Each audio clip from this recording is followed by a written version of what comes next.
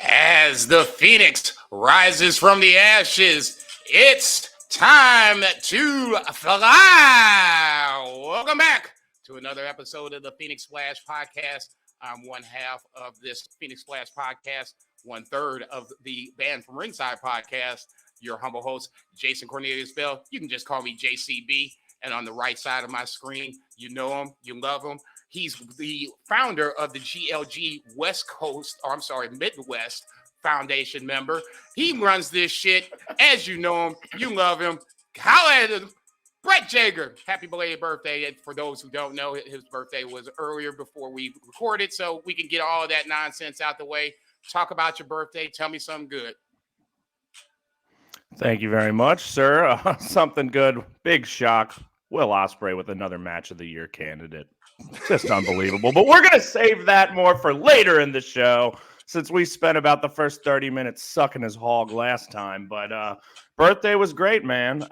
Pretty chill overall. You know, got some lunch with Tara, dinner with her and my parents, hung out with some friends, and then kind of throughout the weekend just had various drinking engagements and hangouts. But nothing too strenuous, but just a very solid weekend, and excited to talk some wrestling. Because I haven't really announced this formally anywhere, but I know I told you Brainbuster Boys is actually going to go on like an official hiatus. We haven't recorded in a few weeks, but we are going to. Yeah, it's all good, but we will be recording a Full Gear episode, which will also be our 3rd anniversary. So just look out for that. And then we're going to take a little break and come back, refresh back in the new year. So that's exciting to kind of close the book on, you know, hardly chapter 1, but let's call it the first era of Brainbuster Boys. And we're going to come back refreshed, refocused, re-energized. So, but also very much looking forward to kind of the 3rd anniversary send-off episode. That's going to be great. But we're not here to talk about that. We're here to talk about some beautiful, beautiful Japanese pro wrestling, baby. And we got some different stuff coming here really early in the show too this time. We're switching it up. I hate to say it, but I'm gonna go ahead and say it because I say it to my tables when I wait tables. It's the Ueno curveball. It's the Uncle Charlie 12-6 this week. We're gonna switch things up.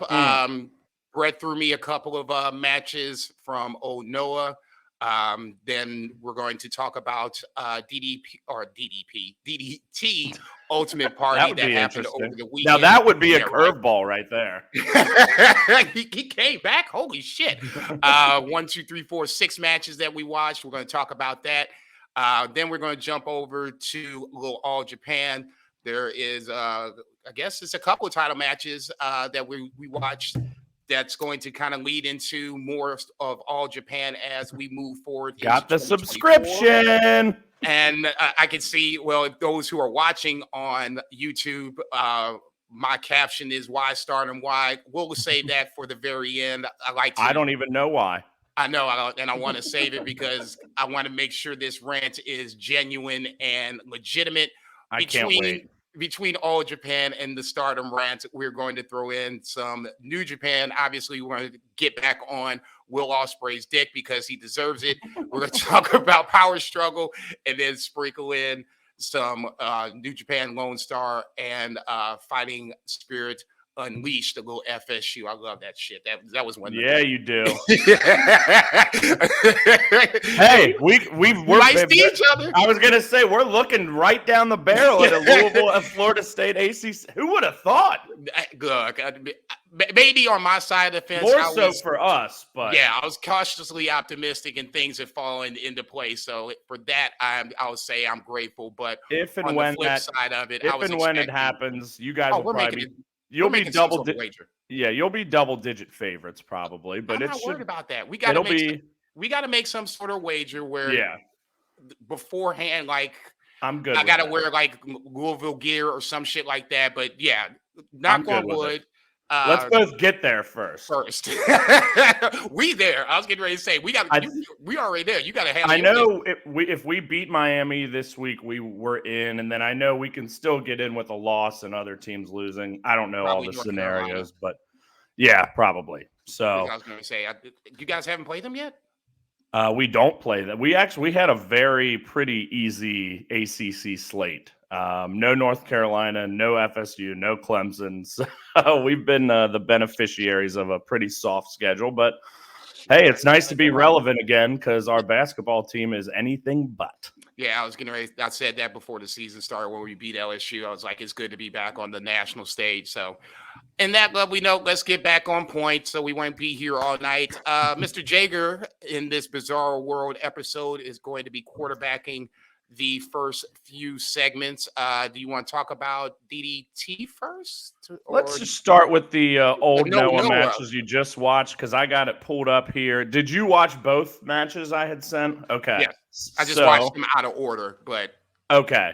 Gotcha. That's on our text thread. I was like, okay, I got to find it. So I watched the second one first. And then that is not a problem. This just came about, 3-4 nights ago. It was just late at night, and I recently have been going back and watching some old shit for the first time in a while because we just get so sucked into keeping up with everything going on right now that it's, through COVID, as you know, like I watch so much old, NOAH, All Japan, New Japan, things I'd never seen before and really got acquainted with that. And I haven't seen the ones that you said. Yeah, and I know you probably, let me just say them first, and then because I know you probably haven't seen too much of these guys. So the first one is Genichiro Tenryu. I never know how to pronounce his first name, but we'll just go. That's what I thought it was when I Tenryu and Akiyama versus Go Shiozaki and Kenta Kobashi from April 24th, 2005. So Go Shiozaki is very, very young in his career at this point. Almost in New Japan terms, when I saw him, it was like young lionish. Because he's in the black trunks. Yep. Right. He reminds me of Onward going over to Pro Wrestling Noah or whatever the case may be, saying just decked out all black, nothing special about his moveset. He gives 5 shots, and then the one shot that whomever would give him, in this case, it would probably be Tenryu. He just chopped him, and then, you just see go right down. It's like, man. but boy, did he keep getting up. And that's why, and I was thinking, I was like, that's the fighting spirit that's going to lead him to 5 GST heavyweight titles. So I need to just shut the fuck up and let this man do his thing. You got that right. And then the next one is pretty much the sequel to it. It's still Tenryu and Akiyama against Kobashi, and this time Akira Taue, one of the other 4 pillars with Kobashi coming up in All Japan. But it really stems with the Tenryu Kobashi conflict. And Tenryu here, way past his prime. He's probably in his 50s at this point, and he's just in pure dickhead mode. And this match always stuck out to me because just from the get-go, he just gets under Kobashi's skin immediately. And I don't believe they ever had like a singles match or anything like that.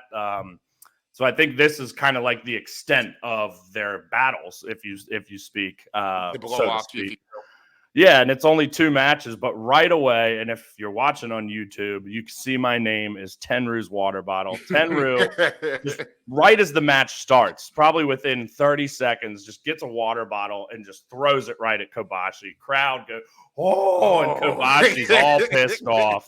He's like, motherfucker, you did it. On now. And then probably another 30 seconds later, Tenryu grabs a table and just throws it on top of I'm like, dude, this is and that's what I had to stop in my head. I'm like, see, this is why I love Brett. He just throws the weirdest, wonkiest shit in my way, and I'm just like, oh, what the fuck? Like, damn, okay, hang on. Like, cats are like, what's wrong with you, man? That's like that Nakajima Kenta.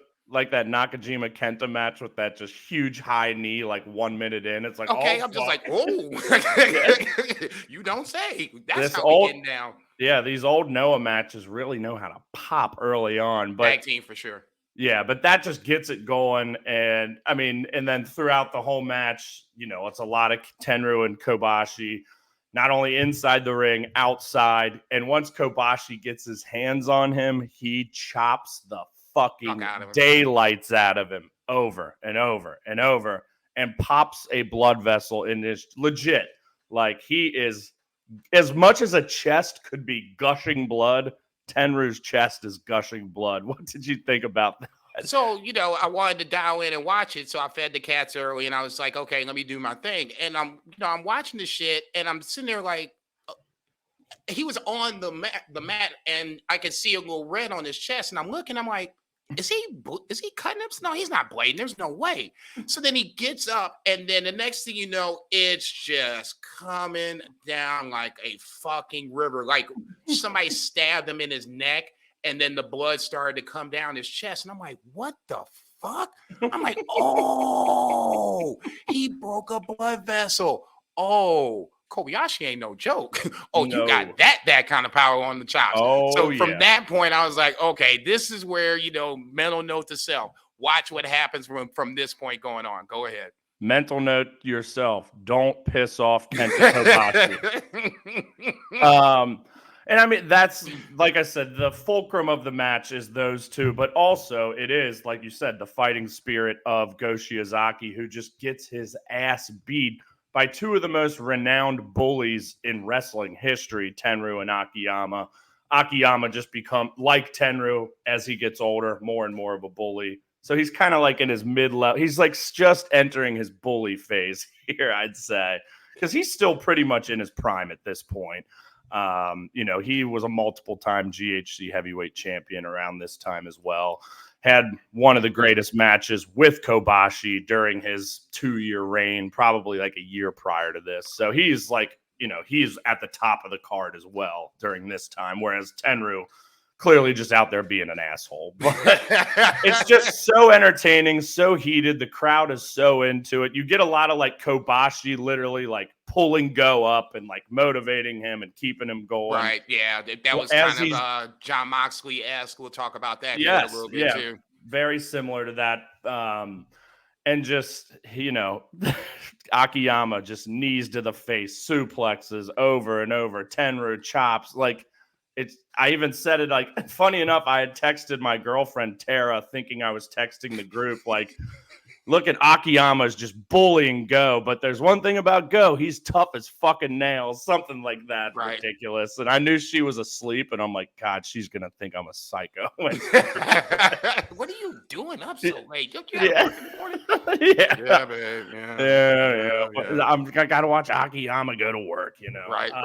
I didn't even know that Jun Akiyama is, as all as I've ever seen him, always was bald. Yes. So that's true bully. Like, that is true bully Akiyama is bald Akiyama. I'm like, is this? Yeah, this is the right link. And I had to go back and double check it. I'm like, yeah, this is the right link. Okay, fuck it. Let's see what happens. So that was the first time seeing him with hair, obviously in both matches. Just talking about this particular match with Go.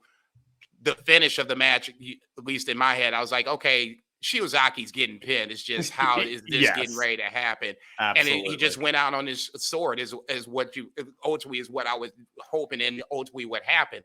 So in that scenario, I was like, okay, see, this is cool. This is why I watch all the matches, kiddies. Okay, everybody from one podcast to the other is like, why you watch all the matches? Why you watch all the matches? Because so in this scenario, seeing Shiozaki in this point of his career makes me seeing him on the back end. I appreciate that the back end so much more because now I appreciate the ass kicking that he just took to get to this back end. From two of the toughest motherfuckers ever. Right. I was like, man, y'all need to leave this little man alone, man. He's going to be a history maker in a little bit. Save something for the history books. But no, it was a solid match. Of course, obviously, on this lovely podcast, we throw out stars. I'm assuming you gave it a star rating. What'd you give it? Yeah, I'm probably giving a little bump up to 4.75 just because of just all of it, man, and just how much obviously when I watched this, I knew, I guess not obviously, but I knew all these guys very well. That's why you're quarterbacking these few segments. From my disgusting COVID binges, and it's like I'd seen a lot of all these guys, but just to see this mixed together and just the Tenryu Kobashi thing and not knowing it was going to happen, you know, like, and it's like we said, immediate. And it's just like, once that happens, you're hooked just right from the get-go. So yeah, it's just a real treat. I don't even remember what the point I was trying to make there was. I just got lost. You silly as hell. I feel like this happens once or twice a show. Yeah. You know what I say? I called Ray Dom the other day on our predictions, thinking that I wanted to make a Dom Mysterio point, and we're making predictions on Crown Jewel, and obviously it was Logan Paul versus Ray, and I went on this Dom Mysterio tangent for like 2 minutes, and Bo and Bill are looking at me like, "What the fuck are you talking about, man? What? No, it's Ray." I'm like, "All right, yeah, okay." This makes it so much easier then, because I was thinking Dom, and I'm like, "Who's gonna win?" And I was like, "Oh shit, Ray versus Logan. I got Logan Paul." Yeah. Do you remember what the point I was trying to make? I honestly do not. That's why I wanted to try to segue to the next match. Let's so move way on to the next match just then. Leave that joker right there. Yeah, perfect. So it is 5 months later on September 18th, 2005. Like we said, just sub in Akira Taue for Ghost Shiozaki. So you get a lot more experience, a little more size. And man, Taue, Azar and I always talk about him cooking just because we found some picture with him as like an old guy making a bunch of meat. So like now we just make all the Taue cooking jokes. And boy, was he cooking with gas in this one. That's what, because you guys made the joke on the text thread. I'm like, he and I probably make so many jokes that just go over your guys' head because it's so just inside between the two of us. Look, and I love y'all for it. And I ain't asking y'all to stop it. I'm sitting there like, do I know this? Now the dots are coming. And I know we watched Taue at your place in that insane, one of the greatest tag team matches ever. Agreed. Among the four pillars, Misawa and Kobashi against Taue and Kawada, which those two were always the bully assholes, of course. But in this scenario, Taue, a babyface, a good guy, alongside fellow Kobashi, both of them just massive, massive men. And the part in this that I loved the most, and I can't remember how the Tenryu Kobashi conflict kicked off in this one. I know it was early again, and it wasn't anything like as insane. I think it went outside of the ring. Yeah, I think it may be just like immediate. Because again, they hadn't fought since that match, so I think again blood was boiling right away, and they just fucking went at it. But one moment I loved was Tenryu. I would think was just like there was some sort of like they were double teaming or some bullshit and just like bullying, and like Taue came in as like a backup or something, and then Kobashi like shook his hand mid-match. I can't remember exactly how that played out, but do you recall that? Not off the top of my head, because like you were saying, it was a double team, and I was like, okay, whatever, not the biggest deal. And then when Kobayashi came in, I was like, okay, he's coming in to break this double team up. And then somehow they started to shake hands. And I'm like, okay, this weed must be really good. I missed it. I went back twice to rewind it, and I'm just like, how the fuck did this happen? They're shaking hands. They're killing each other like 5 minutes ago, and now they're shaking. Whatever, man. Y'all do your thing. Shit, entertain me some more. I honestly do not remember why they were shaking hands. I don't. I just remember it was some scenario. This is just incredible analysis here, ladies and gentlemen. If you like weed, tune in. Yeah, right. Look, Daily Motion. I was getting ready to say, save yourself some grief if for whatever reason you are. Just really watch them. If you really want to just dive in and for yourself and see why they shook hands, you can go ahead and save yourself some grief. It was some sort of scenario where Taue like stepped in as like backup. I don't know if it was Tenryu like breaking up pins or some bullshit. It was something Tenryu just being a prick. And all Taue did was just step in the ring, essentially, as like, I'm here, I'm your bodyguard. And Kobashi, because everybody was, anytime reached he got out into and the ring, shook his everybody hand. was like, hey, this is your world, player. I'm like, man, come on. He's like 75 at this point. The insecurity is the one thing that stood out to me, because when he did it, it was just like, oh, that doesn't work, bro. No, you ain't supposed to be doing that. You ain't Chris Jericho, man. Chris Jericho, I'll give him credit for it. When I saw it this weekend, I got to tip he my looked hat to. great. He looked great. This wasn't that. He barely clipped him. I'm just like, yeah, we're going to go ahead and just scratch that out the playbook forever.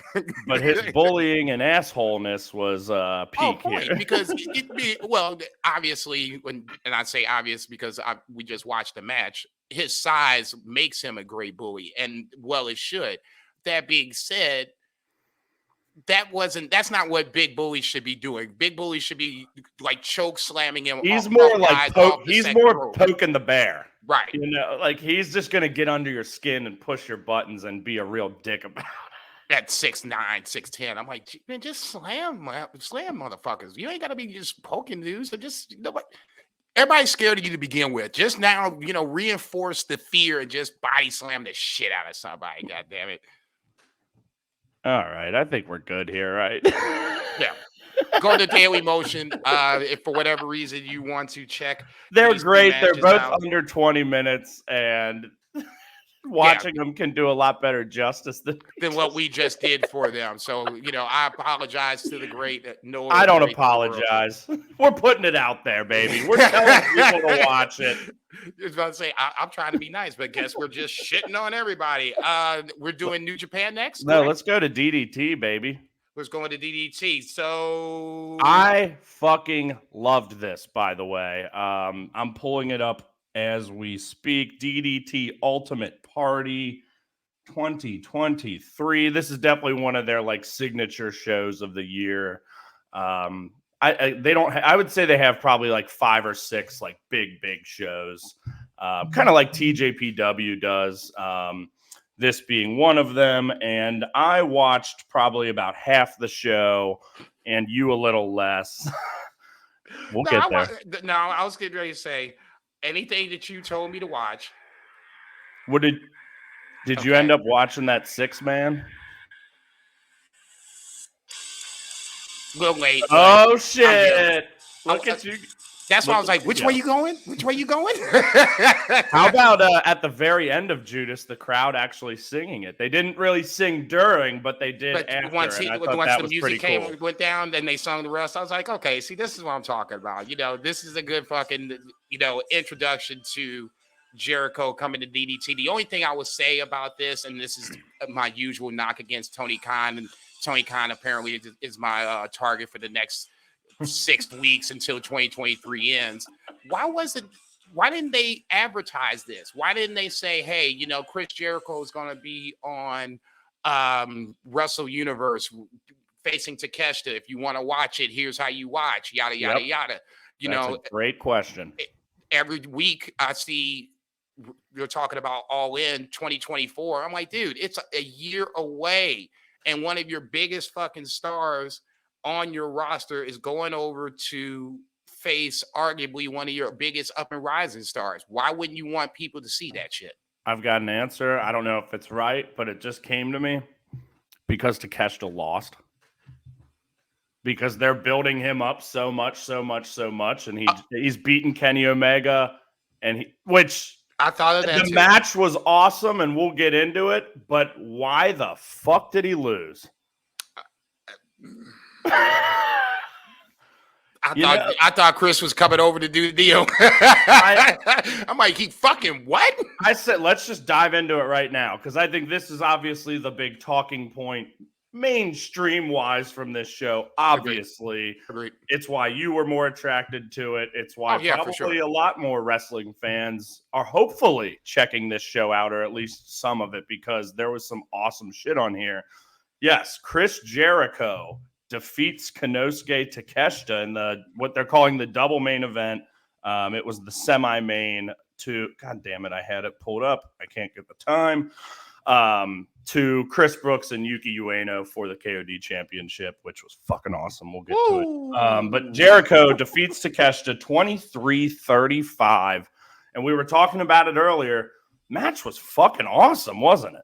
I was very surprised that Chris Jericho was able to stand toe-to-toe going with Takeshita, because Takeshita is one of those guys that, like Don Callis says, he's a decathlete. So, I mean, he's got, stamina for days, and he can do whatever you want him to do. Chris Jericho, when big spots match and hit right, that's when you got a good match. When I think it was Takeshi was coming off the top and Jericho hit him with the code breaker, and it just happened just at the right spot, the right time.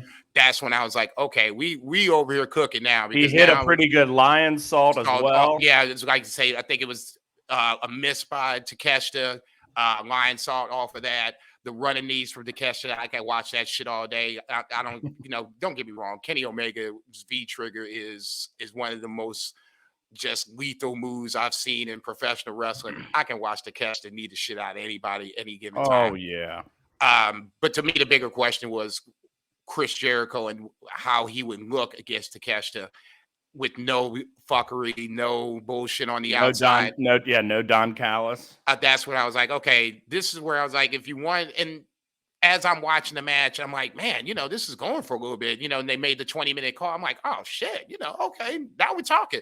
I didn't even think it was going to go 20 minutes. I figured like 15, 18 tops because, the main event was right behind it. But no, you got to give Chris Jericho credit for this episode. I thought he looked really well, better than I think he's looked in AEW in quite some time, especially in a singles match. And Takeshi is just the next coming. When he tapped out, the first time he had him in the walls, and then Takeshi used his knuckles to get off and then make it to the ropes. I was like, okay, Takeshi's still going to win. We're just making this a little bit dramatic. Okay, I'm here for the dramatic part of this program. But then I think there was a spot where Takeshi missed and he hit his back on like the post or like the turnbuckle or whatever, and then the walls came in the second time, and then he really sat down on him. I was like, oh no, don't say it like that. Obviously tap out for the win. Maybe you're right. Maybe TK doesn't want people to see that. I don't know how you. I guess we'll see if they show it on Dynamite this week. That'll kind of be the answer to that question. But it just hit me as you were talking, like, well, maybe that's part of it, since they have been so high in building Takeshi as well. I'll just play devil's advocate. And Jericho's been losing and getting his ass kicked by Will Hobbs. No question. I mean, he basically did the job for Will Hobbs. So I guess why would you do the job for Takeshi? I'll just say it like this. If in this day and age in 2023, you can find that match if you really wanted to find that match. So it's not going to be too hard for those who want to find it, the marks like us. Either you have the sub, somebody that does, or you can just, you can dig into whatever sources you need to find the match. So in that scenario, I get it. And I thought about that after the fact. But like I said, I found it a little surprising, number one. And number two, like I said, just to start it off, why wouldn't you just, throw Wrestle Universe a bone? Why wouldn't, and I said it for Forbidden Door. I thought, the Forbidden Door, the original one, when we went to, I didn't think TK did a really good job promoting the New Japan World side of things, pumping their sub up. It's not necessarily as bad as the second time around, but I just kind of expected it at this point. I think I have a vision of what TK is, especially when it comes to a businessman, and it's AEW first and fuck everybody else second. Yep. So in that scenario, okay, fair enough. I don't know. I found it weird, but the match itself, blew away any disappointment on the business side of shit. Round two, I'm going to guess Full Gear's coming up. Takeshi's not on the card, but he might be somewhere in that tag team match when the Bucks and the Golden Jets come out to play. What's your rating? It was the second highest match of the night, and I gave it 4 3/4 stars. Wow. 4.75. So obviously, there's a 5-star match coming up here in a little bit, according to JCB. Nice. Well, yeah, I'll just give my 2 cents here real quick. First off, Jericho just turned 53 on my birthday as well. We share a birthday. Also, Adam Dunn. Great trio of birthdays on November 9th, let me tell you. The baseball player? Yeah, former Red, the big donkey, baby. Okay, I was going to say, they sounded familiar. I just want to make sure I got it right before I put my foot in my mouth. But yeah, like we said, Jericho looked just great. Like, you could tell was invigorated by the crowd. his first time in DDT, obviously commentary, and we all know, talked all about the times he spent in Japan, recently and earlier in his career. So probably, a nice moment for him, another notch on the belt, so to speak. For sure. The crowd clearly was into him. He is obviously one of the biggest stars ever and was treated as such. I thought them singing Judas was really cool at the end. You could tell he loved it as well. He was getting fired up. Takeshita, man, obviously I saw him coming up in DDT, years before he even came to AEW. So to see this presentation of Takeshita is pretty wild, because he was always the baby, always essentially the Okada of New Japan. And commentary did a good job for somebody that like me that didn't see the Takeshita run, that's just seeing him now in AEW and the way he's being presented.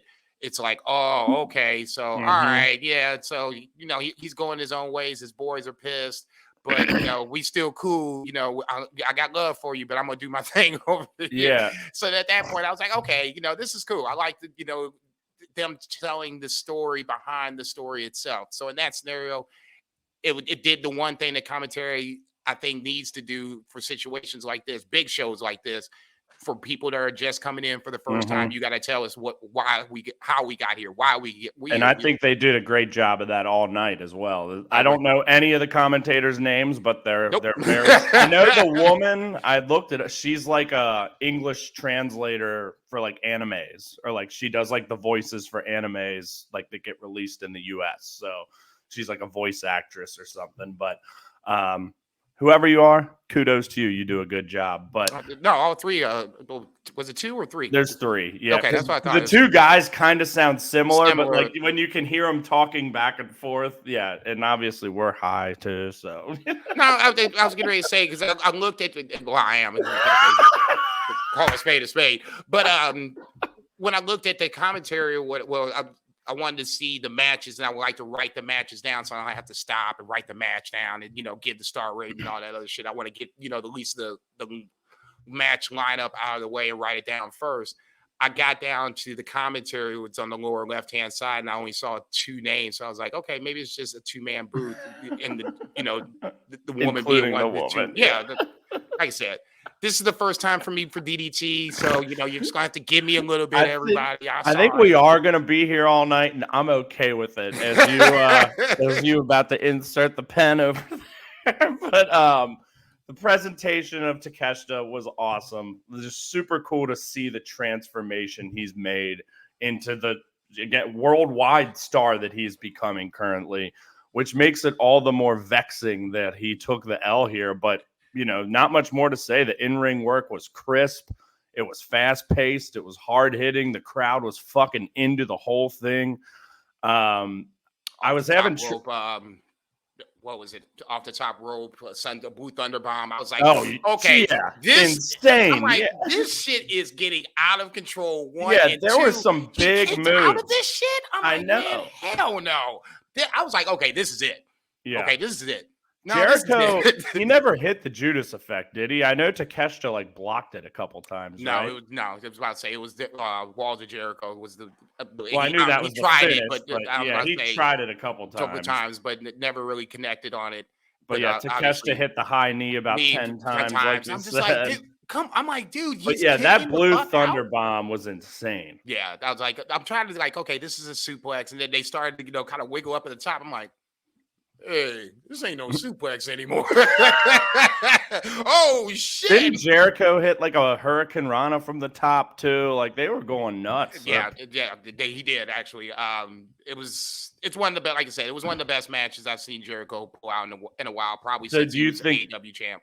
I was gonna say, I know obviously his match at All In with Ospreay, was highly acclaimed as well. Did you like this one better? Yeah. I did. I was going to say I liked the Ospreay Jericho match, but I mean, in the annals of Will Ospreay matches in 2023, that's it gets lost. Yeah, but it's still like 6 through 10, and I'm saying it's more towards the 7, 8, 9 side of things. I haven't seen Eddie Edwards yet. I'm sure Josh Alexander blows that one out of the water. I believe that airs this upcoming week. Thursday. I'm pretty sure. Yeah. Oh yeah, I was like, hell yeah, brother. I was like, Oh, Okay, yeah, I haven't watched birthday. recently, but like a week or two ago, I texted the thread. I'm like, does anyone know when this is fucking on? Like, No, I know they it's slow taped. rolled the shit because they're trying to do normal storylines, but they were over in Britain taping or whatever the Yeah. case may be. And I'm like, okay, that's fine. Y'all can slow roll this shit. I ain't going nowhere. I'm gonna see this match. Well, Okay. I'm glad you brought up Ospreay matches because when we get there later, I want to do a little ranking of Ospreay matches this year, which he's put on a cavalcade of match of the year candidates for any year this year. So should be an interesting talking point. I had trouble rating this because the finish just threw me off so much and just didn't make sense. So again, I'll be very curious to see if this does play into AEW at all. But at the end of the day, I'm not letting it affect my rating because I'm not as into AEW as I am, right? Like, it's not that big of a deal to me. And the match was really good. I'm going 4.5 stars.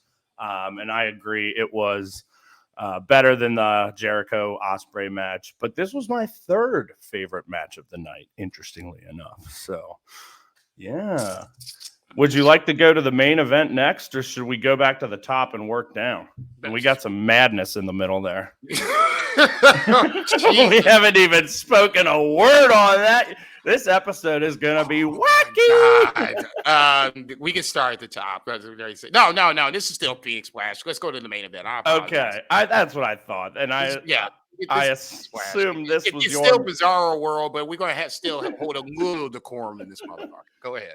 Yes, the main event, as I've always called him, Baby Ibushi, Yuki Ueno defeats my man, Chris Brooks, 29 minutes, 39 seconds to become the new and first-time KOD open-weight champion, the top belt in DDT. I'm going to let you take it away here because I think you're going to have some very fond things to say here. Once again, not knowing Yuki Ueno's story, I watched the intro, the vignette to lead up to the match, even though it's in Japanese. I don't give a fuck. They're always great, but there's certain things you can take out of it where absolutely. This image, that image, this match has happened, right? Yeah. And usually they'll put the date up there, and you can kind of gather. You can use context clues, yeah, and you can gather what's happened from there. But then when right before the match started, or right during the start of the match, the commentary said that Ueno was 0-4 in these matches. Chris Brooks is his best friend. Yada yada yada. I'm like, okay, so this could happen. It's at least feasible. Not knowing a lot about DDT, I remember you calling Ueno Baby Ibushi, so I had some expectations coming in. Had you seen a match of Ueno before this? I've seen him in multi-man matches, but never. I think maybe it's a handful of matches I've seen him. If even that, I would be hard pressed to name you a Ueno singles match. So this is really the introduction. Just say for all intents and purposes, my first time really seeing him, and especially in a high profile match like this. So obviously Chris Brooks comes out, wants to shake hands. Ueno walks away. I'm like, oh, okay, yeah, okay. So we doing this thing now. Let me sit the fuck up. So now I was getting ready to get on. I thought it was an amazing match. Ueno is, like you said, he's Baby Ibushi. He can fly around the ring, in and out the ring. The Chris Brooks portion of the program where he just, my God, I mean, literally decimated him. I guess it was the C4 from Josh Alexander. Yeah. And it just in the power bomb like the form. Praying Mantis fall or something like that. He hit that motherfucker twice. And that second one. I was just like, okay. That second one was like a razor's edge, basically. Like got him all the way up. And it's like, okay, so you don't want to stay down? Fair enough. Now I got something for you. It was to me an emotional ride just to watch this, because they were best friends, not knowing anything about Ueno and knowing a little something about Chris Brooks. This is really the first time I've seen him as a singles competitor. And you've seen now like probably 3 or 4 matches of him this year, and all of them have been fucking outstanding. Yeah, and it makes me look at Chris Brooks differently. Absolutely. Wrestler of the Year contender. Like he's on your honorable like he's DDT's ace this year. Yeah, and sorry, Daddy Higuchi. It's Chris Brooks' year. Look, he's got to be in the conversation, so let's put him out there. No, I think he definitely should be in that conversation. The title win alone, you know, I won't even go with the two defenses before. The title win alone, I thought was just like, you know, after the match, it's one of those where you just like you take this like, oof, yeah, holy shit, that's an emotional ride, and that for me was this same kind of match. And like I said, frankly, for me, the Higuchi match, the tournament final to earn the title match, was like that for me as well. You know, obviously, I'm the biggest Higuchi fan, Chris Brooks fan, and Chris Brooks fan. So yeah, you know, I've seen it in a bunch of tag matches. Him and Jonathan Gresham were, you know, CCK or whatever back in the day, and I always liked them. That's how I was introduced to Jonathan Gresham. This is really the first time I'm seeing him as single solos Chris Brooks, and it's both guys got over. I can't wait for this Grand Prix from DDT. I'm gonna watch at least I'm going to cherry pick DDT. I'm going to just go ahead and officially announce it. I'm going to cherry pick the shit out of DDT matches. Once that Grand Prix starts, I'm gonna watch that shit. Maybe something else, and that's about it. Because there's a match on here that we can really talk about in a little bit. I can't DDT. I can't wait. I can't. Y'all try me so much, and I'm like, I really want to watch it all, but then you throw me this. Go ahead. What did you think about the main event? Oh, it was amazing. I went 4.75. Granted, it's right on the cusp, and I watched it pretty late at night, so it deserves another viewing to give like the final. But you know, it wasn't like the immediate 5 for me. But god damn it, it was great. Sad to see Chris Brooks run end, but couldn't be happier that Ueno is the one to end it and deservingly gets that spot. He's kind of the heir to Takeshita. He took over the faction that Takeshita left. Those two had some incredible matches together. You'll have to check them out. I was getting ready. Is this his first? Can't be his first title win. Yes, it is. It's his first title win. He and Brooks both. They were first time winners of this championship. So yeah, that makes it mean that much more. He never won tag team. Never won. Oh, no.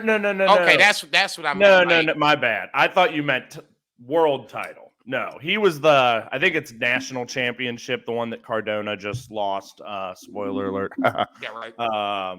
So yeah, no, he's been decorated for sure. Okay. My apologies. No. That's why I was just like, whoa, you know, I can't knock it. It's not like I watch DDT. I'm just gonna give him even more so, you know, props. I mean, you know, it makes my 5-star rating feel, you know, even more deserved. But no, that was, like I said, to me, those are the two overriding stories, you know, 04 in world title matches. And then here's the 5th, and you got to go against your best friend in Chris Brooks. So yeah, that was, to me, are they in the same faction too? No, they are not. Okay. So yeah, Brooks really isn't. And again, I don't follow it that closely. It didn't seem like he was in a faction. I don't think Brooks. He's got like a tag team. It's CDK, Calamari Drunken Kings. It's the name. That's great. Masahiro Takanishi, I believe, is the guy's name. He's a goof. He's great. But no, they're not like in the same faction. But okay, no, it was excellent. They really kicked it in. Like this match had like gears. You know, first gear was Chris Brooks beating the fuck out of Yuki Ueno, just pounding on him. Here kind of deal. Yeah. Like, what the fuck, man? Okay, and then we had the Ueno comeback, which was awesome, and then just fucking chaos, madness in the last 7 minutes.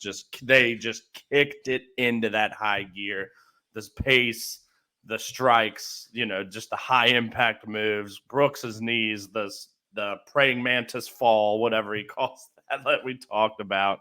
I was like, okay, I'm like, this is it. Okay, Ueno flying around like a fucking madman. Yeah, I was like, there was more than one time where, like I said, this was it. And when he hit that, I didn't even think he would hit the second finisher, and he did. I'm just like, And he kicked out. Yeah, I'm just, I'm getting my notebook, I'm just getting, let me go ahead and circle this, give it the 5 stars, be done with it. He fucking what? Oh, shit. Oh, man, hell no. I wrote 5 right there. After that, I was like, this is 5 stars. I don't give a rat's ass what happens at this point. This is a 5-star fucking match. You can't have these multiple finishers getting kicked out and all the crazy shit that's happened up to this point, the story, the whole shebang.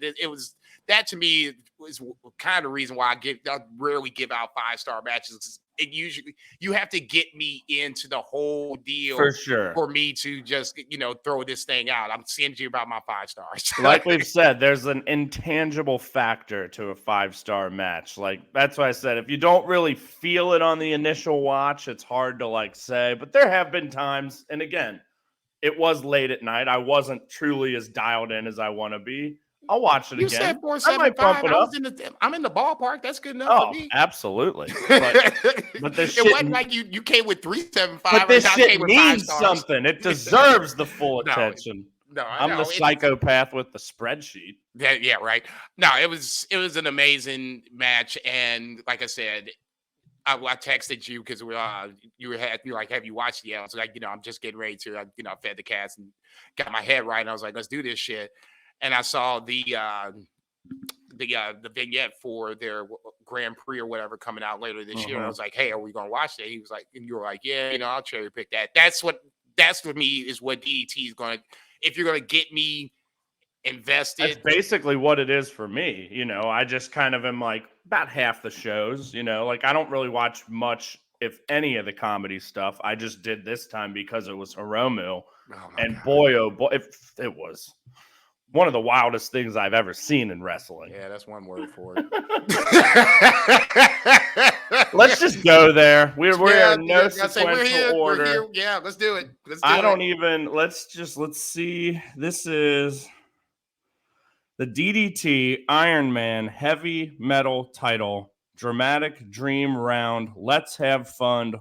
What will happen? Fun death match. Is what this is. I'll say if fun means putting a gun in my head. I know this is part visual, part audio, but Hiromu Takahashi retains the title, defeating Kazuki Harada in 3 minutes 53 seconds of the 5th round. Okay, that's what I was getting ready to say. Let's set it up right. Let's set it up right. Round. I was getting ready to say, I'm like, dude, there's another round. It was fucking insane. It went on for so long. Chill, bro. I'm fucking going. These cats are like, what is wrong with you? The Steelers won, man. Calm down. I'm like, man, you just don't understand. Let me do my best to set this up. Please. I will to try and remember. So it is. So first off, what do you think of Harada, really, before we get into it? Honestly, and I'm trying to think. He's the Yano, I guess, is the best comparison. And I've only seen him like twice, but my first time. What you're getting. He's just insane. I didn't know how deep this rat hole, at least the match, was going to go. Where we're getting multiple rounds, but the basic gist of it was Jesus Christ. It felt like he was Yano, and that is what it is. Minus the low blows. I haven't seen enough of Harada to speak of him intelligently, but as the first viewing, the first time, but like the third or fourth, round or whatever, you were done. Not only, yeah, I kind of was. I was just like, dude, I can't. I really want to fast forward this shit. We're here. We're pot committed. We just got to go the rest of the way. Pray this guy. I hope you were truly pot committed. Oh yeah, on multiple levels, literally and figuratively. There were times where he did, do a suicide dive or do a really legit wrestling move. The great part about Hiromu, and I don't know if I texted you this or not, or I just said it in my head. I was like, no, I texted you. I was like, at least Hiromu is just not giving in and just, whatever the rules are, we're just going to abide by the rules. He was most Ingo Winawes throughout this motherfucker. No, I'm not going to dance. No, I'm not going to put this bra on. No, I ain't going to. All this every time he's like, nah, hell no. And I'm like, thank you, Hiromu. That's all I ask. If I got to watch this this shit, you got to put up some resistance. Don't just, give in to the rules because they the rules. You most incomunables. Come on, man. Let's do this shit. Oh, goodness. Well, you put it up on a tee there. That to me was the crux of the match from my eyes. What did you see? I mean, because I know you love this shit, and I did love. How does he watch this? I just loved how insane, and I had no clue what was going to happen, and this is actually happening, and it's Hiromu, and he's killing it. But okay, the concept, it's a digital roulette wheel. You press the button, the wheel stops. Obviously, it's all in Japanese, so we have no idea what the fuck the wheel says. Crowd's going nuts, by the way, for this wheel. They are into it. They are into it. Yeah. Just chanting Hiromu, chanting, yeah, Hiromu came off like a big star. That's at least for worth sure. Noting. Commentary, as he should, of course. Yeah, because, I mean, he's the junior ace of New Japan. Commentary, did their part in this as well. We got to get the Iron Man title, back from, bad New Japan. I'm just like, man, New Japan, what the fuck? Don't make me take sides up in this motherfucker. You will lose. I'll pay for this shit, but I just come in just because Jericho's here. Don't get it twisted. Go ahead. I'm sorry. So Hiromu presses the wheel. It lands on whatever. It's now some sort of and commentaries. I feel like dance. Doing their best to explain what's happening, but yeah, you have to like move to the beat of the music or the first something. 2 rounds were dancing. The first round was fast dance, and Hiromu was like, motherfucker, I don't dance, and he showed like, Well, and then what was tight was that whoever that guy in the crowd was throws up the red X and just cuts a scathing promo on Hiromu. That's why screaming at him. Man, I wish there was more, just like legit subtitles, something. I don't know. I wish commentary was just like right there on it, because I don't know what that man said. But Hiromu, shut the fuck up. Yeah, he did. Yes, sir. Yes, sir. I'm like, damn. So it actually started off on like a kind of tight note, and I thought it was the whole time. But yeah, that part was funny as fuck. I would be lying if I said I did not laugh. So it was that, and then I can't remember. Maybe the blow up doll came next. Came out as like the Undertaker's music. And I'm just like, into his hand gesture, slitting the throat. Dude, I'm dying at this point. And okay, once again, if you're seeing this on the YouTube, this is the great part about PSP versus BFR, because we always say this is an audio medium on BFR. You can actually see the look on my face. I was literally looking at my cats like this. That's it. So someone is puppeteering this blow up doll. It's like Yoshiko, something like that. I don't remember the name. He was on the show multiple times. No, that's the name. Oh no, because I wrote it down. That's the name. Never. Don't put this motherfucker. So he comes out as the Undertaker again, and Hiromu has a match, a pretty riveting match, doing all sorts of insane moves. He kicks out of the time bomb. Yeah, it was bonkers. I'm like, okay. Most real humans don't kick out of the time bomb. Now this blow up dolls kick. All right, man. Do you think? Head scissors, all the lot. Hiromu hit it. Hiromu hit it with a monster power bomb. Kicked out. Threw this motherfucker to the left. I was like, Jesus. Harada's just like watching, I think. Oh yeah, just watching this shit unfold. I'm like, because it was the handicap match. That was the step, and that's why Yoshiko came out. And like you said, the Undertaker's music came out. I'm like, hang on, man. This is like Dead Man. Like we sacrificing Stephanie McMahon, era Dead Man.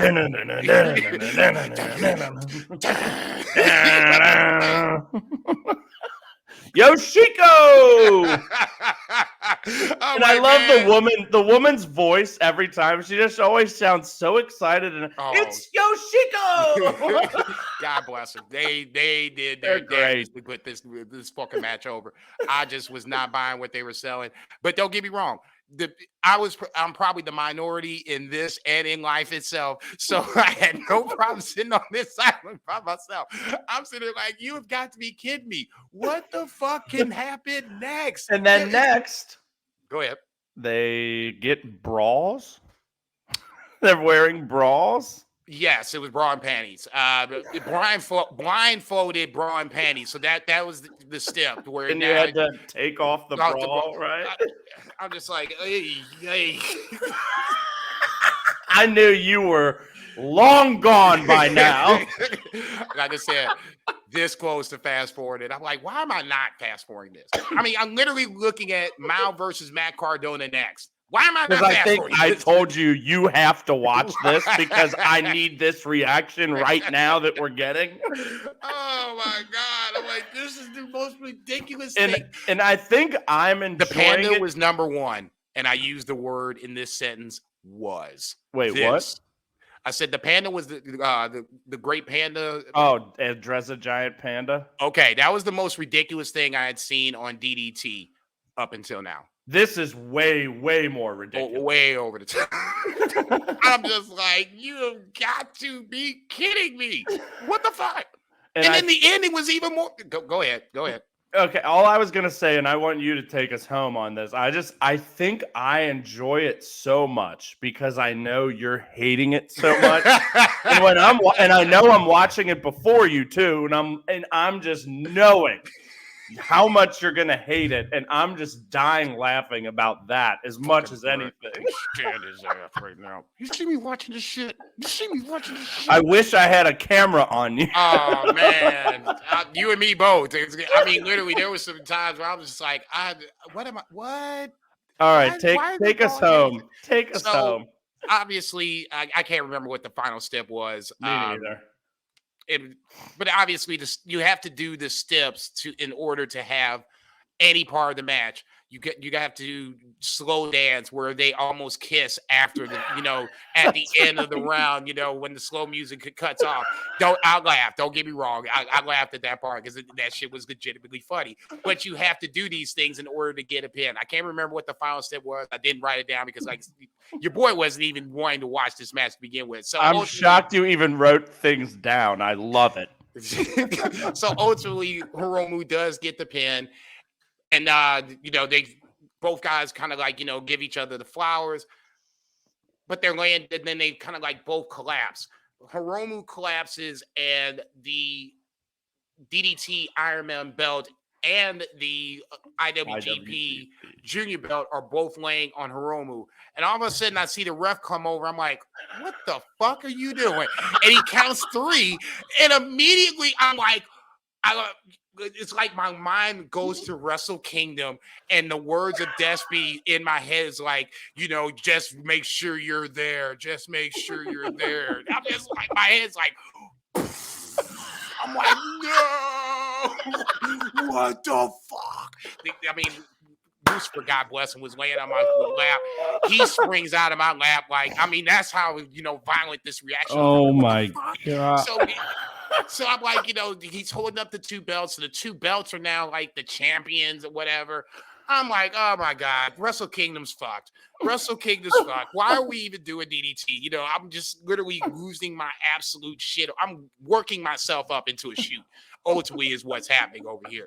So I can't remember how Harada gets the title, gets the DDT title. The DDT title was pinned on top of the IWGP Junior title pinned Hiromu and thus became the DDT Heavy Metal Champion. So Harada realizes this, grabs the belt, and pins the belt, the IWGP Junior belt, that is, to become the DDT Iron Heavy Metal Champion.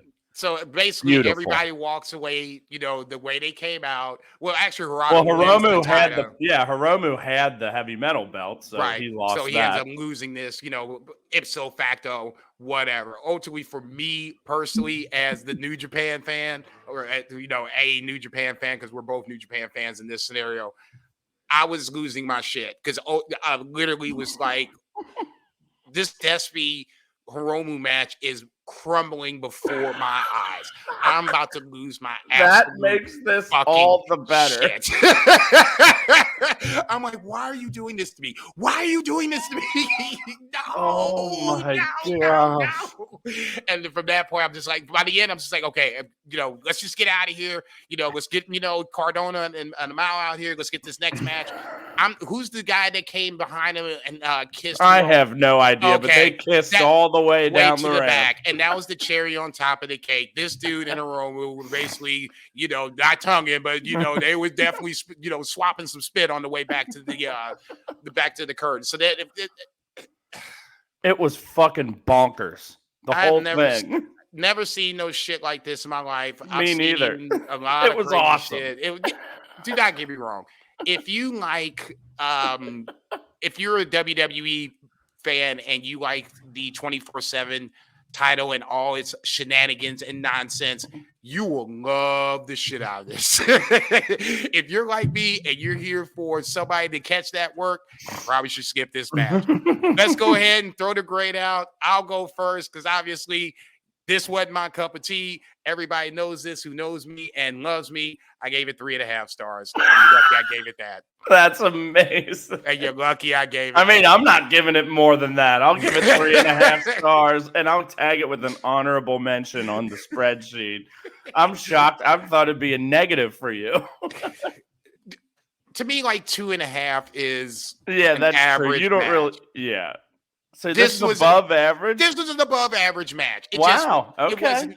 It was not. It's not something that. So you're at least willing to give it some credit. Its due. Yeah, I'll give you. It was very unique. There was minimal amounts of actual wrestling in it, like you said. Like there were some moves earlier on and late as well, but it was just insane and just, had no idea what was next. And it just felt like a roller coaster, literally. It definitely felt, because Hiromu, I don't know what Hiromu wanted the stip was. I'm sure that they said it in commentary, but I was just like, cursing your ass out in between rounds. I probably missed it. But Hiromu wanted a certain stip and it never came up. And the stip that came up would only benefit Harada. And that to me was there was a lot of creativity in it, obviously, and that's why I'll give it its credit. Is it something I would ever watch again? Fuck no. You better have my cats locked up. I need proof of life type shit. Otherwise, we ain't even having this conversation.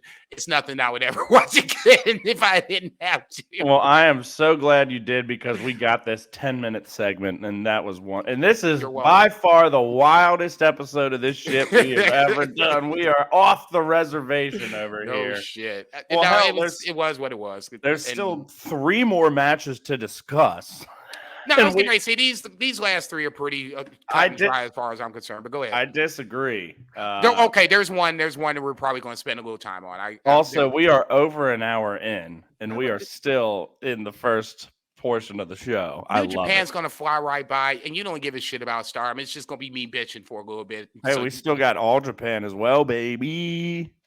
I'm in no rush here. I'm just saying we are all over the map.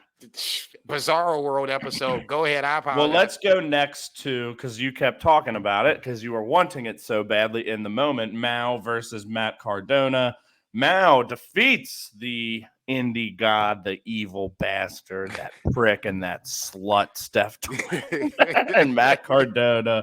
16 minutes, 50 seconds. Mao becomes the DDT Universal Champion. What do you think of this one? Once again, this was more about Mao than Matt Cardona. The show beforehand, they had made the match backstage for the DDT Universal title. And once again, commentary got me into it. This was basically saying how Mao wanted this lineage. He's grown up since a kid and now has seen this DDT Universal title and now wants to make it his own.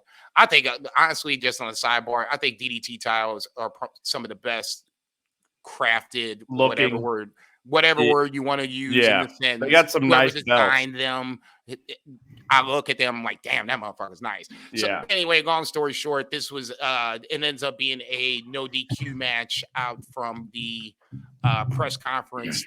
Mao was just basically like, I know, fuckery is going to happen, so let's just get it off the, let's get it on the table. Let's just make it a no DQ match, which basically plays into Matt Cardona's hands because obviously, like you said, you have Steph DeLander at ringside, which he obviously comes into play multiple times throughout the match. Miles, always, Miles fighting from underneath, even though he has a faction in the back that, I guess it's LIJ all over again. You got some boys, but they don't want to come out and help. Neither here nor there. Well, they eventually do, at least, Yeah, towards which the I end, believe it's the same faction as Ueno. I'm pretty sure because I don't think Mao was in it, but I think he is now. It's like it's spelled out like 37 Kamina, but it's pronounced like a different way than that. Okay, so yeah, that's the same faction. But that Takeshita's faction is right.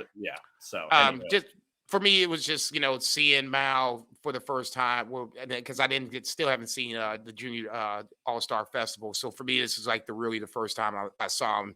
Well, did you watch him on the show the month prior or no?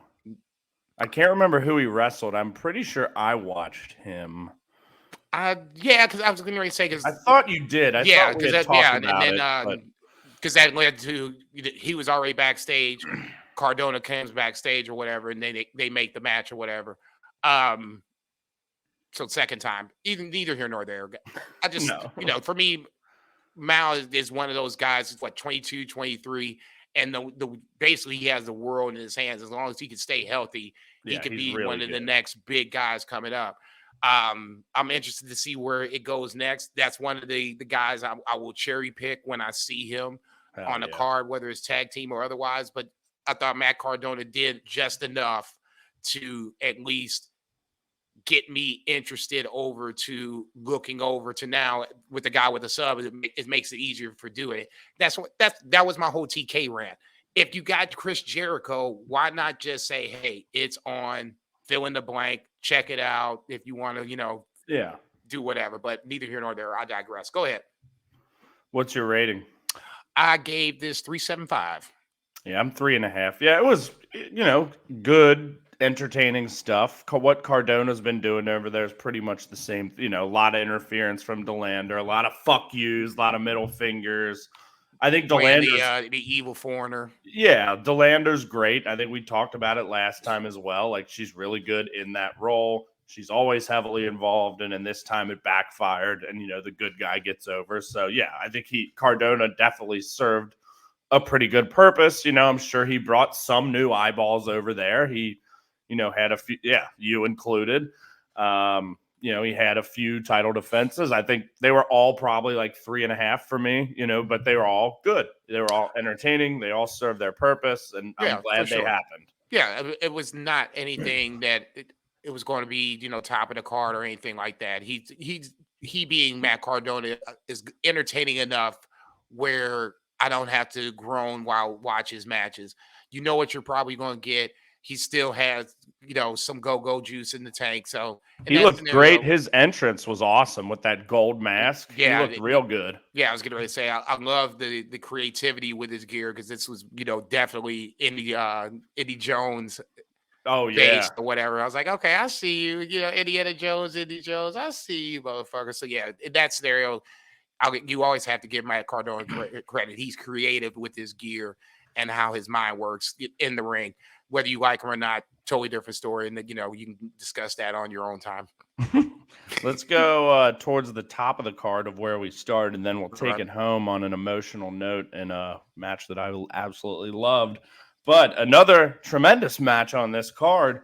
Daisuke Sasaki defeats Tetsuya Endo 1450. I know you'd seen little bits of these guys. I believe Sasaki had wrestled Despy earlier this year. I think you caught that match. I know You've seen a little bit of Endo. We texted. You were speaking pretty highly of this match. Let's talk about it.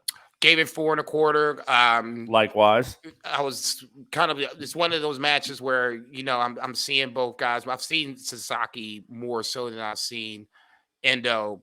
And Endo to me was just like, I was just like, man, he really just stands out, not saying that he's, baby Ibushi, probably older than that, but his moveset definitely reminded me a lot of Ibushi, especially with the handsprings, the dives in and out the And ring. he definitely was a part of his upbringing. Like he and Endo and Takeshita both like came up on like with Kenny while Kenny and Ibushi were like established in DDT.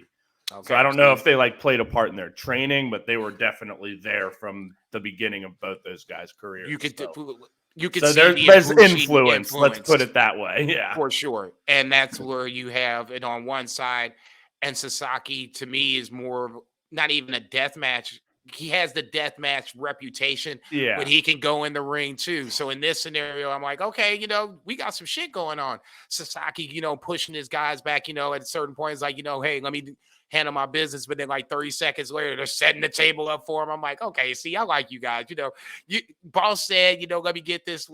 Boss ain't always the smartest motherfucker in the world. Let's set this table up anyway. So in that scenario, the use of the table, I thought was a good spot.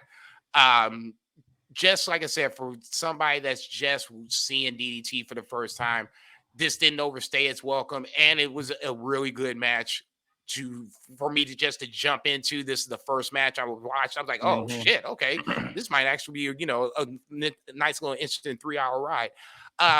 It's two guys that ultimately I would love to see at a later point. Once again, if I see them, I think both are going to be in that Grand Prix later on. I would assume so. In the year or whatever. So once again, more chance to reel me in. But Sasaki, I was already a fan of. Endo, even though I'm sure he's as decorated as they come when it comes to DDT, he was the one for me that really stood out. That's just me.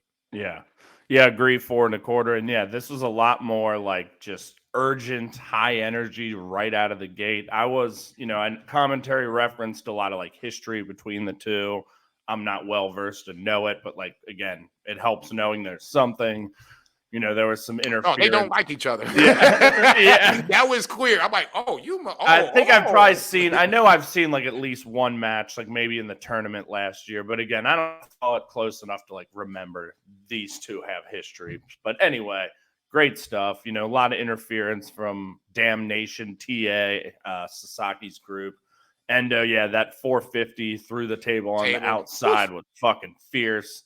And he was clicking on all cylinders for sure. Like I told you over text, like when he's on, he's outstanding. He's just, he's the one that got knocked out by Nakajima. So like that, he was the champion at that time too. So that kind of like set him back a little bit. And now he's kind of on the come up again. So I think he could definitely be a candidate to win the Grand Prix. Because he was in that spot. I think it was at least his second title win, maybe even his third, but I think just the second. So, I think he could be definitely a guy to look out for in the Grand Prix. And just great entertaining stuff. And it was really good. Sasaki gets the dub. Yeah, it's a quote unquote curtain jerker for this scenario as we cherry pick DDT. All right, everybody, get your Kleenex out. Yes, this was. Woo! What a ride, an emotional ride. This show had everything, and literally everything. And we're talking about it all out of order, but it's just you're just bouncing around from one crazy thing to the next. But this is the Saki Akai retirement match. We've talked a pretty good amount about her on the show between either DDT or TJP Dub. I feel like she's kind of a even split between both brands, frankly. She had her final TJ before this match. Obviously, she had her final TJPW match. It was a tag team match. How was that? I haven't had a chance to watch it. I was like, okay, note to self. Starting next week, we got to catch up on the NOAH TJPW portion of my life that I haven't. And this program, yeah, for sure.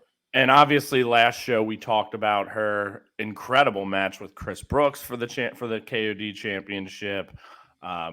But Saki Akai is someone who, kind of like Himeka, it's like, man, I'm kind of becoming like such a big fan of yours. You're gone, but like, obviously happy for you. Go out on your own terms. And what a fucking match to go out on. I thought this was just, as someone who's not like a super duper fan of her or really know that much about her story or history, really only in the last, year and a half or so.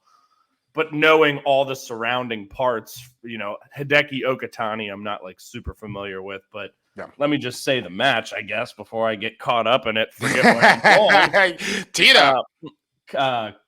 Kazusada Higuchi, my father, Miyu Yamashita, and Naomichi Marufuji. What a dream team that is. Defeat Hideki Okatani, Saki Akai, and Yukio Sakaguchi in what I said was Saki Akai's retirement match, 20 minutes, 30 seconds. So there's some big players in this match, especially on the opposition here. That was only 20 minutes? Jesus Christ. I know they really made the most of that time. Yeah, and I'm not complaining about it. It was a lot of they packed a lot in things in. By the time it was over, I was just like, whew. Yeah. But so Marufuji, he's been in DDT sparingly, but he comes in for this match. Miyu Yamashita, I don't know if she's ever wrestled in DDT. I'd imagine. I think possibly that said that she hadn't. I might be okay. mistaken. So she comes in for this match. Higuchi, definitely one of the top guys in DDT. So it's, this is a big deal match, and it's going to be competitive, and it sure was. And Okatani is definitely like the young up-and-comer in that faction. Eruption, it's called. Sakaguchi, like the veteran. He's been around a while. I know I've mentioned him before. He played in the whatever French group they did last time. Yeah. He's had nice guy or whatever. He's had some banger matches with Higuchi, actually, and those two mixed it up here as well, which was beautiful. But this was just structured so perfectly around Saki Akai. And as we talked about her fight against Chris Brooks last time and how much it took to put her away. And she's tall, but she does not have a lot of meat on. She is a thin woman, and she takes a beating from these big men. Brooks first, like last time we talked about, and what she kept kicking out of. Like Ueno, she kicked out of the Mantis Fall, not quite to the Razor's Edge. I mean, he hammered her with it, though. But anywho, he got it. But took a lot to put her away. Yeah, this shit was like, what the fuck? And then so this time around, before we get to kind of the finish, like the action was just great throughout. Like the Yamashita Saki Akai parts, the Saki Akai Higuchi parts, the Saki Akai Marufuji part. That's the one mixing it up against all three of them in their own unique ways was just amazing. And even beyond her, when it was Sakaguchi or Okatani mixing it, like the action was always so just intense. They felt like people were just constantly flying around, but like it wasn't just an organized chaos. Like it wasn't like the rules were it was just a beautiful flow going on. They were telling literally different stories when somebody else would tag in, but it was all obviously centered around Saki Akai's final match.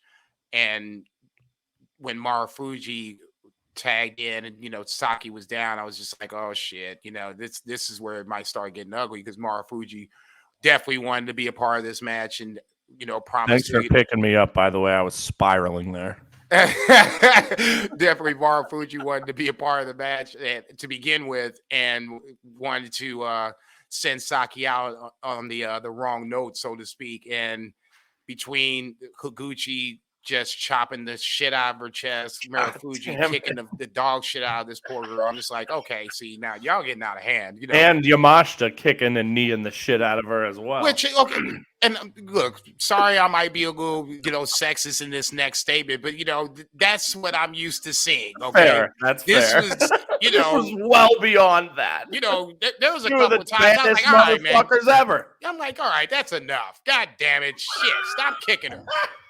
Fuck. We know she could take it, but I mean, damn, we ain't got to prove nothing. She on the way out. Let's just stop enough. It. Enough's enough. Tag her, and that's what I think the part that got me obviously so emotionally invested was absolutely.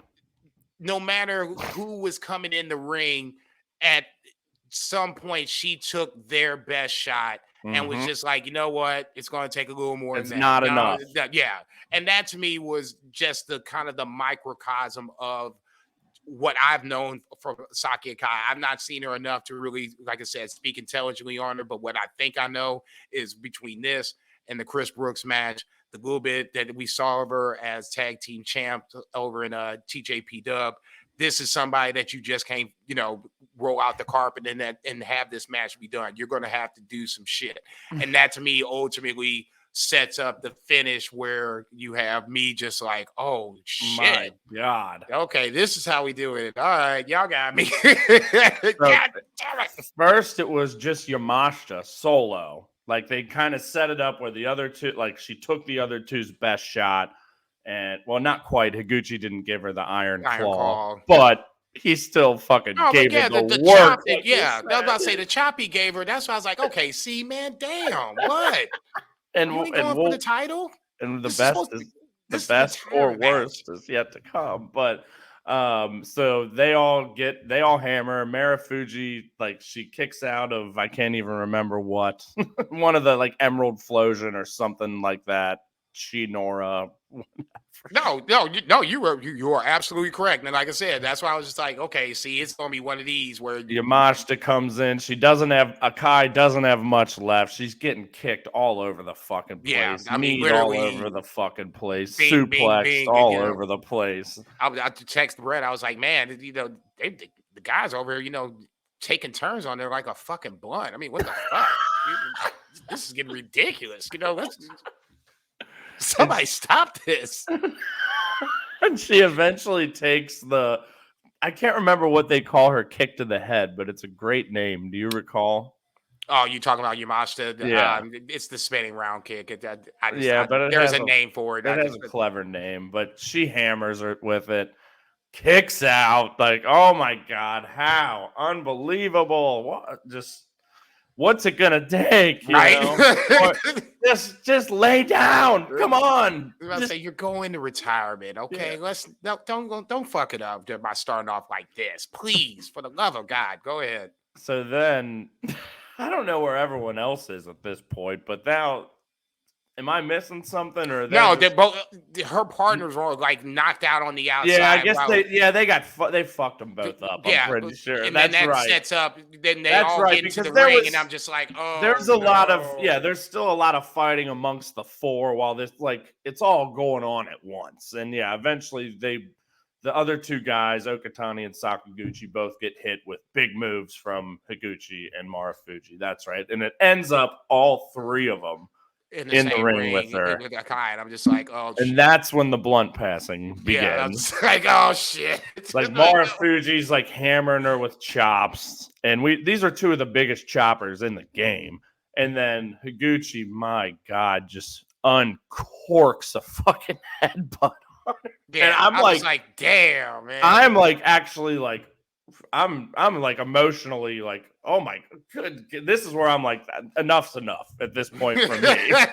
That was it. Your point, okay? Yeah. You're a bad bitch. Let's get you. I'm like kind of horrified. Get this woman her flowers right now. This match is over.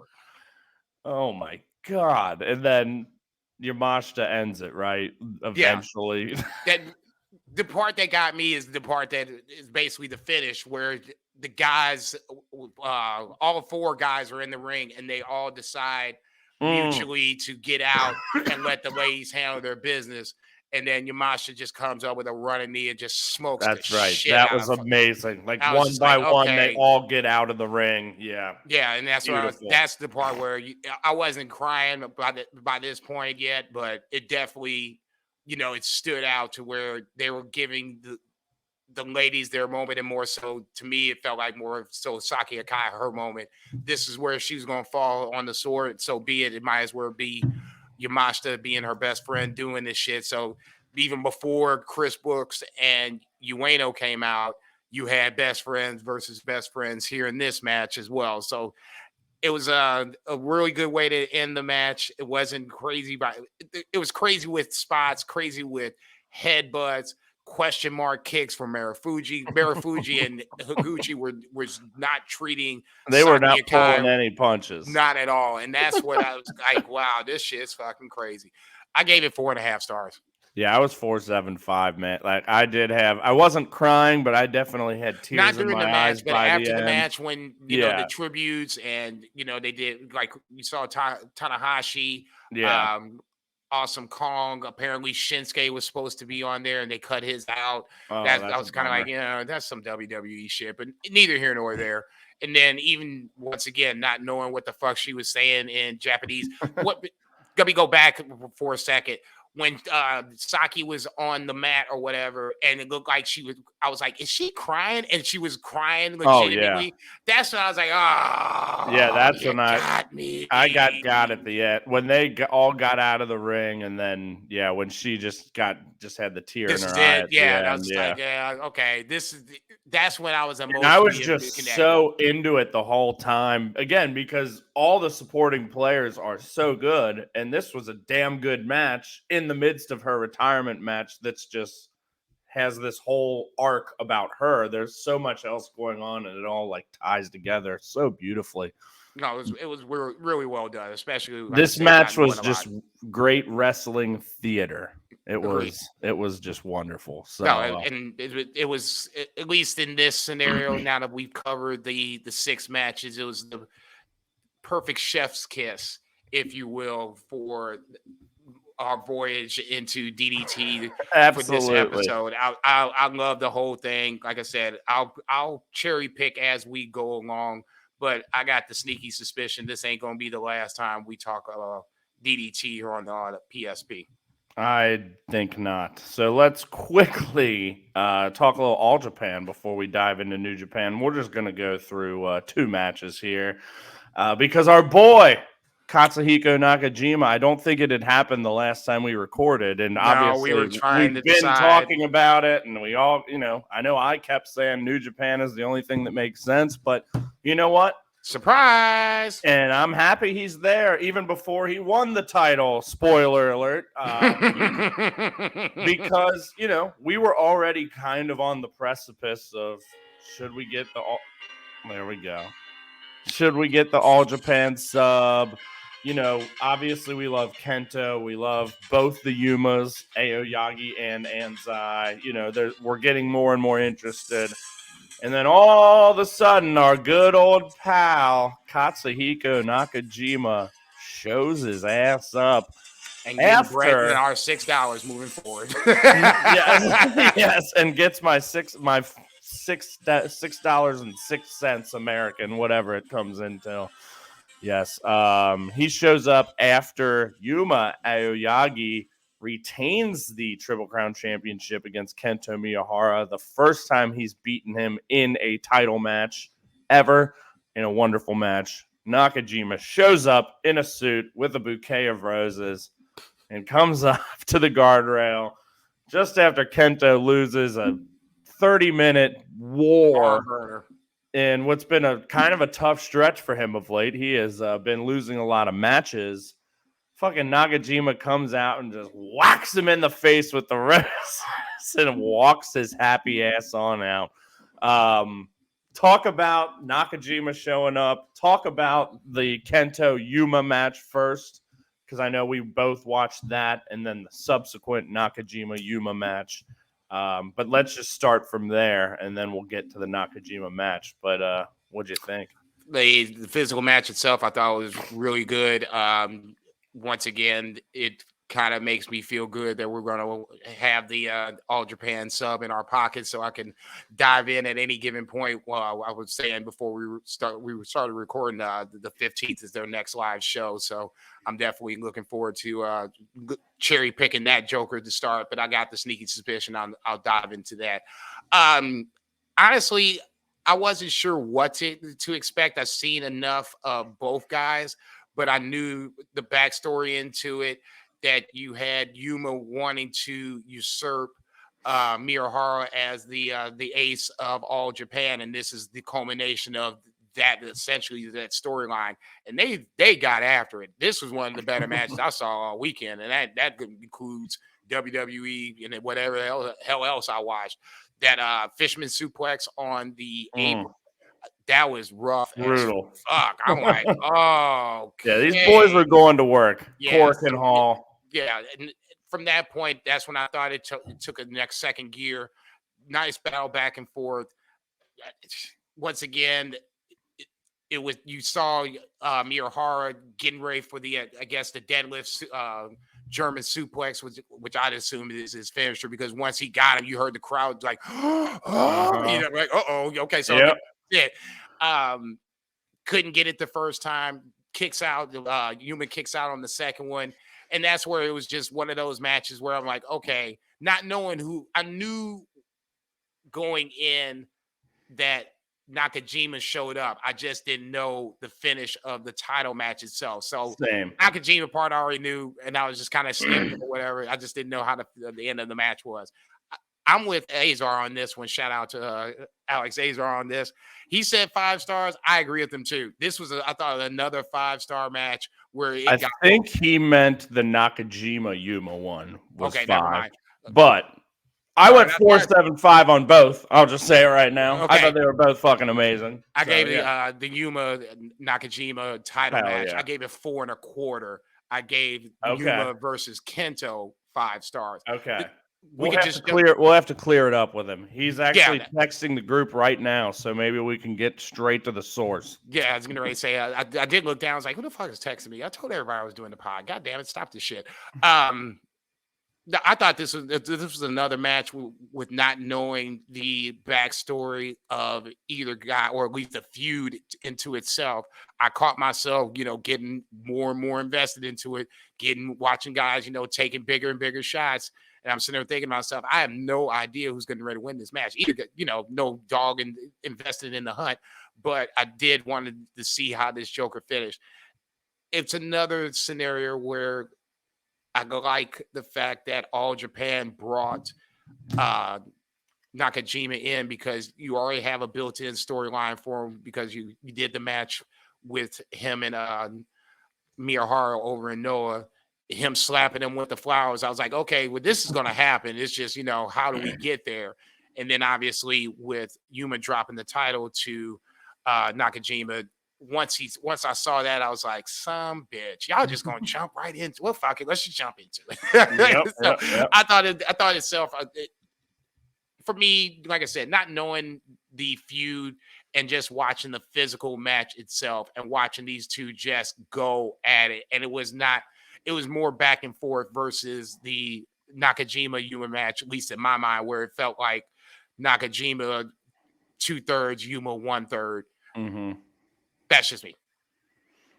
Yeah, again, I went 4.75 both. I thought they were both great. Yuma, I believe, only his second win over Kento. The first was earlier this year in the Champion Carnival. I think I was also 4.75 on that. It's hard to get a 5, ladies and gentlemen. Yeah, right. But yeah, like you said, this one definitely was a little more back and forth, especially at the end. I mean, yeah, I've seen these two probably like 5 or 6 times together at this point, and like the floor is 4.5. Yeah, not much else to say. It was nice to see Yuma get that decisive win, like you said, and I like the story that has been with Kento. I haven't followed it closely enough, but I know he's, on a bit of a losing streak, like in big matches since he dropped the title. He and Yuma dropped the tag titles recently. He didn't do great in the Champion Carnival, like didn't make the final. So, he's kind of been trying to get back there. And then it's like, oh, now his rival, guy he hates from coming up together in the early days, already beat him this year, comes to my turf, wins my championship that I've won 5 times, hits me in the face with a sack of flowers. Here we go, baby. Yeah, that's what I say. That, and I know we were trying to figure out where Nakajima was going to land, and when we found out ultimately it was, in between recordings, and he's like, "Oh, Jay, you're right." I was like, "Look, man, that was just a lucky ass guess. The only reason I even guessed it, it was just for the simple fact that you had that Miyahara Nakajima match that just, for me, it drug me in, and that's part of the reason why I wanted to be like, I went 5 on that one. I went 5 on that too. That was part of the reason why I was like, okay, who's this, Miyahara guy, and I need him to see more of this shit because this motherfucker's out of control. If you going this, toe to toe with somebody that just literally knocks people out just because he can, this is the match I want to see more of. So I didn't necessarily. The only thing, I guess this is really, really nitpicking because I'm not even I wouldn't even call myself an All Japan fan. I was a little surprised that Nakajima won on the first try. Outside of that, it just felt like as the match started, Nakajima was already putting Yuma down real quick. You mounted him, putting forearms in in his face. I'm like, damn. I mean, what the fuck? Okay, it's gonna get like this. I'm like, shit, it ain't even 2 minutes in. He beating his ass. What the fuck's going on? Come on now, Yuma. Don't make me sit. I knew it was a short match. I was like, don't tell me we gonna watch him just get squashed for like 15 minutes of this shit. No way. But that's just the. And it wasn't that. No, it wasn't that. And like I said, but Nakajima was definitely in control. To me, it felt like he was in control, and Yuma was fighting from underneath, which that's what baby faces do. No problem with that. But it just really felt like Nakajima was there to win the title right away, and I get it because, like I said, it ultimately sets up a match that we'd already seen an easy road to get back to. So in that scenario, no problem with it. But I don't think it was at that level to me versus Yuma and Kento. Kento and Yuma were it was different. It felt different. I knew, like I said, the backstory coming into it, and it just felt like these two were just trying to fight to get to supremacy at the top of All Japan. And then all of a sudden Nakajima comes in and is like, not so fast, my friends. I'll take this. So now I'm really interested to see where it goes next. Heard that. Azar did say it was the Nakajima match he went 5 on. So you differ, which is very cool. No, but so what I'll say, here's my take. Even though I rated them the same, I prefer the Nakajima match as well. And I think why is because it was very fresh to me. Whereas Kento and Yuma, I've seen 5 times, whatever. They're all great. Don't get me wrong. And this is probably one of the better ones. And Yuma getting that stamp win, was big. And while I'm on that, I loved early in the match, Yuma, like, kind of being the asshole heel, like, with the crowd, like, ripping up a Kento sign and, like, wearing the Kento scarf. And yeah. So that was a fun little wrinkle for sure. But ultimately, the crowd was, I think, more in the side of Yuma, wanting Yuma to get that big win in that match, which was pretty cool. Whereas on the Nakajima match, crowd was wanting Nakajima to win that, or excuse me, not Nakajima to win that, but they were invested in Nakajima. But then when push come to shove, Yuma was definitely a babyface. They were trying to get there was a big reaction early. I misspoke, getting excited here. But the crowd knew who Nakajima was. That's for sure. And like you said, he fucking knocked his ass down right from the get-go. And that was, the signal. And Yuma, he came to play too. He was fucking slapping the shit out of him, kicking as well. He was laying the wood. Yeah, don't get me wrong. It wasn't, totally one-sided. Yuma was just fighting from underneath a good chunk of the match. But when he did get his, offense in, it wasn't like Nakajima was just, walking through it or anything like that. So, don't confuse my 2/3, 1/3, analogy by any stretch of the imagination. It wasn't that one-sided, but it just felt like I always looked up and Nakajima was, showtiming him in the corner, kicking him, kicking him in the chest, kicking him in the back, so it. And I think the Nakajima fan in me fucking was loving it. So I would be lying if I didn't say, a part of me was smiling a little bit. Yuma's awesome. Yeah. But Nakajima's my dog. And the showtime in the corner spot, I kind of looked, it was like, certain things just don't change. Just sign with somebody different. That's cool, man. Do your thing. So it was good to see he got immediately the props, because that was one of my first thoughts is if he was going to All Japan, how would he get to the title? Would he have to jump through hoops, win this tournament, jump somebody from behind, Miyahara getting slapped with the roses obviously does nothing, but just, enhances their feud. I didn't expect him to get the title so quickly. Like I said, I ain't mad. It's just, it's a good way to ensure the fact that I'm paying $6 to Brett at some point. Oh, you have gotten so many Stardom shows. We all good. But we'll wrap it up real quick. But I want to say I like that he got it straight away, because he is probably, he or Kento is the biggest star just bar none walking in. It's like, I am better. He should come in with that I'm better than you attitude. I deserve this. My career speaks for itself. And he came in and fucking got the job done. And we already talked about the Kento arc to get to this point. And I believe really wish I would have known what he said to Kento to get him out of commentary. Yeah. Yeah, that is a was good minding his own point. business. But probably several episodes ago, before Nakajima even announced he was leaving NOAH, we talked about the prospect of this match happening on All Japan turf and Kento likely getting that win to even the series. I'll ask you, and then we'll move on. Who wins? I believe it's announced for the 31st. I'm not absolutely sure on that, but it is happening. Kento Miyahara, Katsuhiko Nakajima, Triple Crown Championship. Who do you got? Putting you on the spot. Yeah, I say it never fails. I'm sorry. I would be really, really surprised if this was Miyahara getting the title back so quickly. It just doesn't feel like, if you're going to go down this road of Kento losing big matches, this is as big as match as it gets. It's for the title.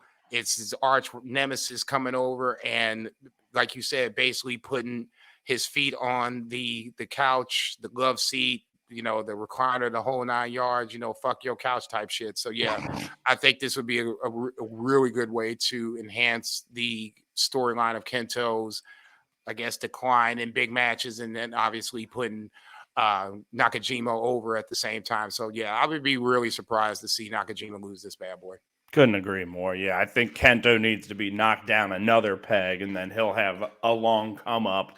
I think he's won the belt 5 or 6 times at this point. So, he needs, because he's had limited competition, let's just say, not a lot of big dogs over there, but now it's building back up. So, yeah, I think it'll be a little while. I think Nakajima is going to hold this bad boy for quite a while. So I'm with music to my ears, motherfucker. Shit, that's what I'm talking taking about. My $6. Say, as long as he knocks somebody out in between, that's all I ever asked for. I got to remind that how great he is as a legitimate mixed martial artist. Let's talk about Will Ospreay. Well, come on now. I guess we did hold off. Come on now. Enough. It's an hour and 41 minutes. Okay, so see, we did good. I'm proud of it. Great. But there was somebody else that was across from Will Ospreay at this point, and it's somebody that's taken a little criticism from both of us in various different points. So I wanted to at least, as long as we're giving the usual flowers to Will Ospreay. Absolutely. Obviously, couldn't agree more. The other guy and his music being played is one Shota Umino, and was always asked, wondered, could he step up to the big stage? Would he be able to rise up and meet the bright lights of New Japan? And this was probably his biggest test to date. And I thought he passed this joker with flying fucking colors. So we're going to talk Power Struggle first, more so Power Struggle than Fighting Spirit Limited and Lone Star. We're going to, cherry pick some matches off of that because one leads to the other. And then ultimately, at the end, we're going to talk about Wrestle Kingdom because apparently Mr. Jager has some thoughts. Excuse yourself while you're making that noise. Yeah, my bad. So let's talk about Shota Umino, Will Ospreay. This was for obviously the US/UK title, the main event of Power Struggle. I'll go first. I thought this was absolutely another amazing ride of a roller coaster match. I wasn't too concerned about Shota Umino stepping up to the plate, even though we had seen him with Naito, and that was definitely a clunker of the match. But we had seen him with Will Ospreay before, and we knew what we would kind of get into walking into the door. What I thought we were getting into and what actually happened were two totally different things, because this was a scenario where obviously this is long since, since past. So we're not spoiling anything. The longest match probably has showed, or not even probably, the longest match has showed his career, the longest match against Will Ospreay. It's all rolling into one, where his father is the referee at this point. Couple of times where, you had Shota getting pinned down and Will Ospreay's mounting him and he's getting the forearms to the face. And I'm kind of looking over at the red shoes and like, well, you ain't gonna do nothing. All right, player. That's cool. To me, the turning point of the whole match is when Shota sees his own blood, and I don't know if he went into a murder Ibushi mode or something along those lines. But from that point on, for like 5 or 6 minutes on, Will Ospreay couldn't get shit in. Nothing he could do would slow down Shota Umino, and that momentum just really started to build for Shota. Even though Will Ospreay sets up the table on the outside, it's actually Shota Umino putting Will Ospreay through the table. Moxley coming out was a huge surprise. That was great. Even though you knew he was in the building, and obviously he had wrestled Great O'Khan earlier in the match. I have thoughts on that match. Definitely have thoughts on that. Yeah. Him coming out was very similar to what we had talked about earlier, when you had someone that is associated with the guy in the ring, and all of a sudden they come out and root them on to victory. When I saw Moxley come out, that's the only time in my head that I was thinking to myself, Shota Umino might actually win this motherfucker, because obviously we've talked at great length about Will Ospreay's departure and where he might go. So at some point you would think he would drop the title. This is where I was like, okay, Ospreay's out there, Moxley's here. He's going to pump Shota up. He's going to steal this title somehow, some way. Obviously not the case. Obviously, this is another in the long list of 5-star matches for Will Ospreay when it comes to your boy. I'm not sure if I can tell one from the other apart at this point. It's just the guy that's across the ring.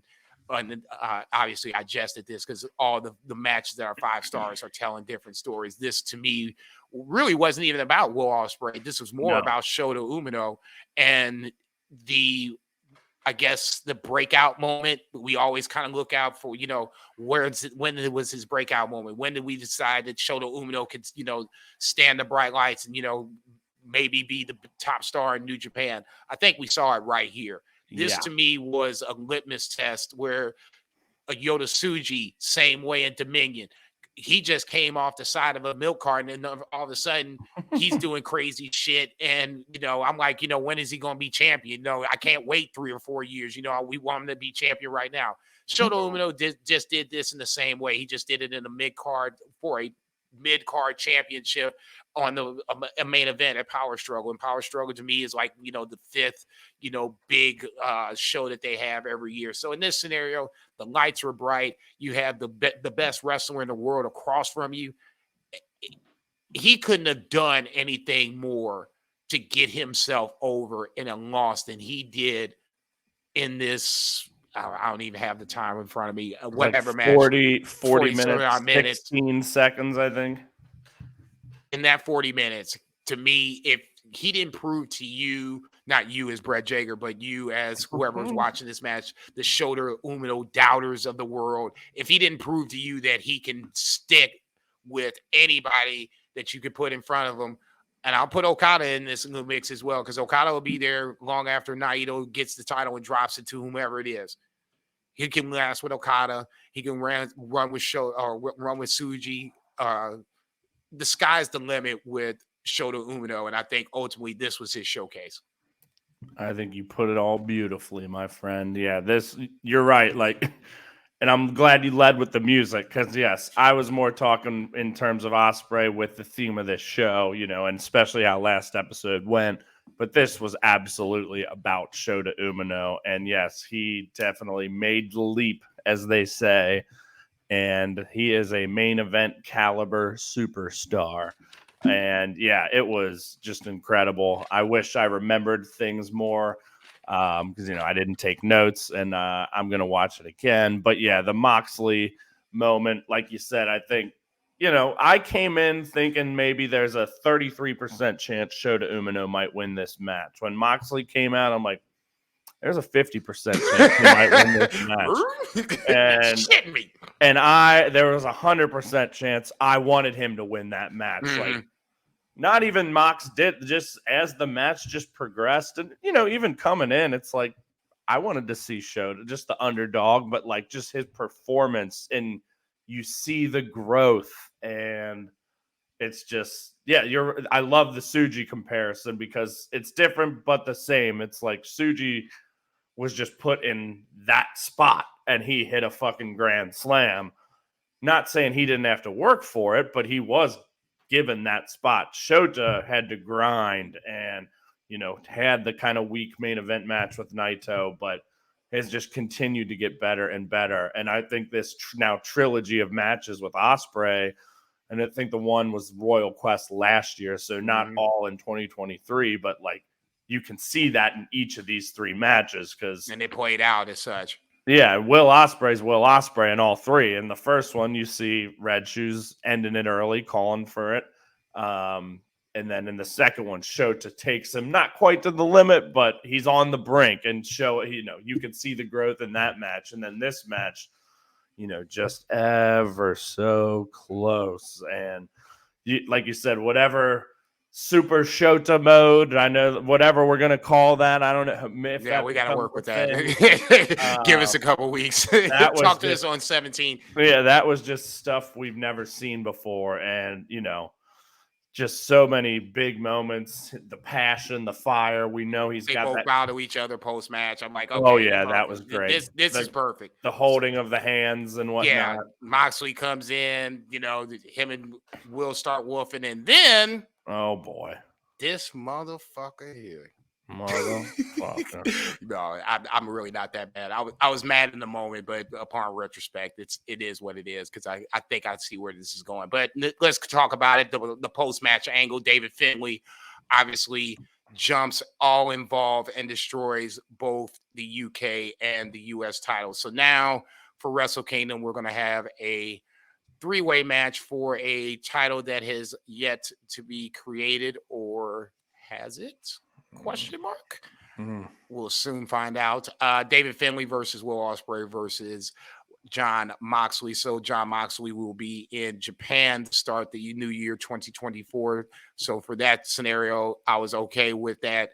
Like I said, for me, the knee-jerk reaction for David Finlay coming out is, what the fuck are you doing? You killing me right now. But ultimately, I get, we talked about it before in episodes leading up to this, after he had dropped the Never title, where was David Finlay going? I thought he was going on the way up. Now, I'm not sure what this title is exactly.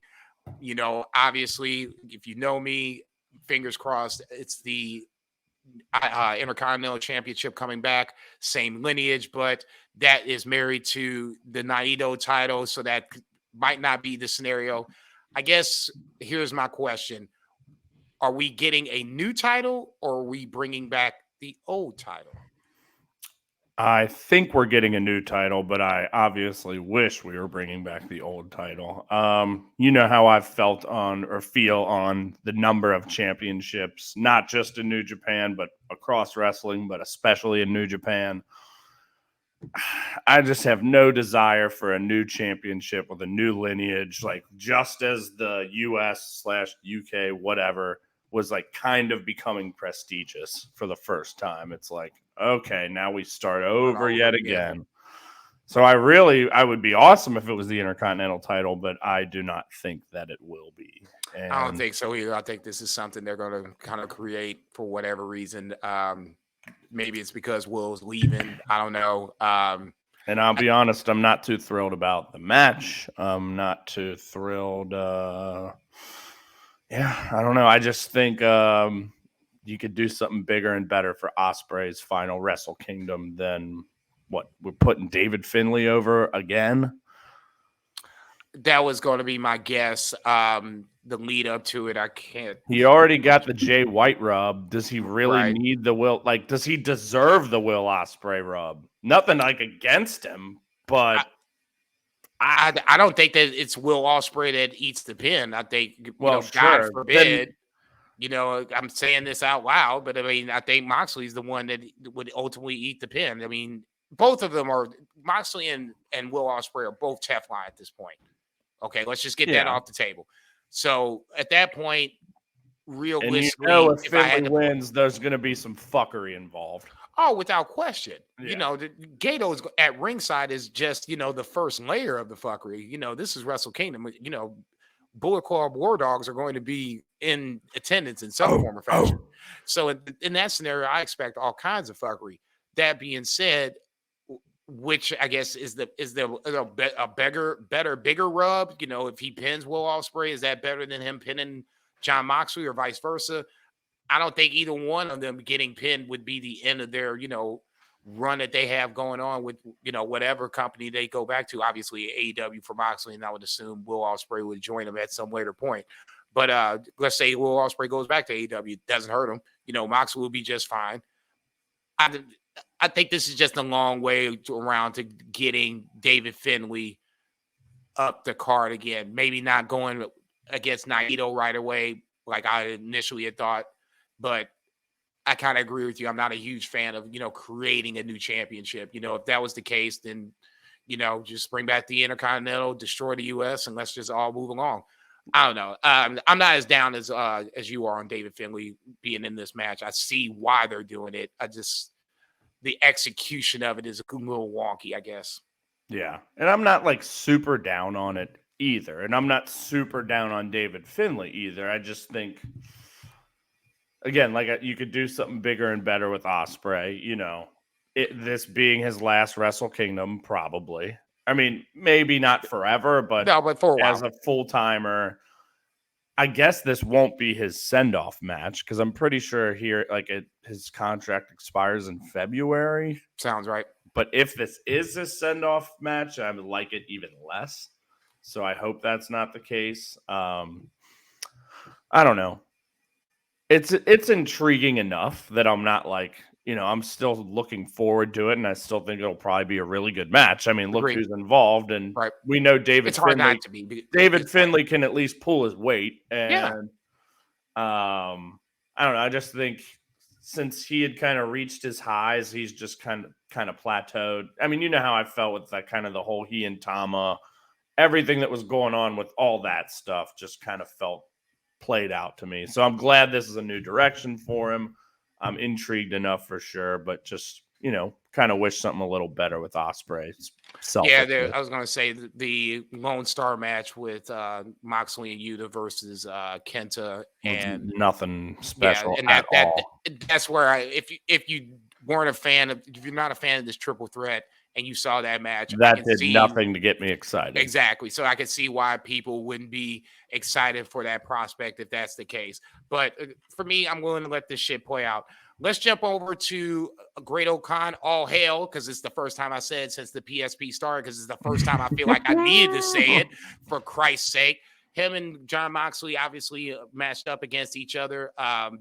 It started immediately outside the ring into a quick, well, I shouldn't say a quick, but it was a 20 count. So it ended as a double count out. Match officially went 1 minute and 7 seconds. So, of course, well, I shouldn't say of course, I'm watching this in my hotel room in Kansas City before the wedding. And I'm like, and just, basically the card had been okay up until this point. So I was like, all right, we need something to happen. This is 2 hours in, this is kind of just, moving along just at a 3.5, 3 to 7.5 kind of clip. So they come out, obviously the double count out happens. I'm like, get the fuck out of here. There's no fucking way you're gonna fly John Moxley all the way over to Japan and have this shit bullshit. Yeah. So what y'all motherfuckers gonna do? So of course Moxley picks up the stick and basically says my spiel, and we're gonna make this a no DQ match. Okay, so now we're talking. Falls count anywhere, right? Falls count anywhere, no DQ match. So I'm like, okay, perfect. Now we're talking.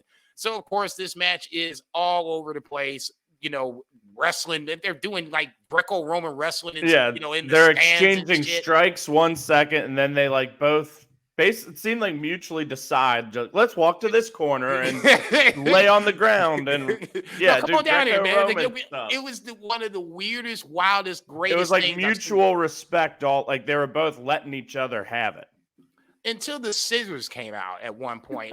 Yeah. Jon Moxley has scissors in his hand. I'm like, whoa. We can't impale anybody on this pay-per-view, okay? As much as I hate, I shouldn't say hate, just criticize, better choice of words, Great-O-Khan and the booking and all this other stuff. I'm not willing to see him get impaled.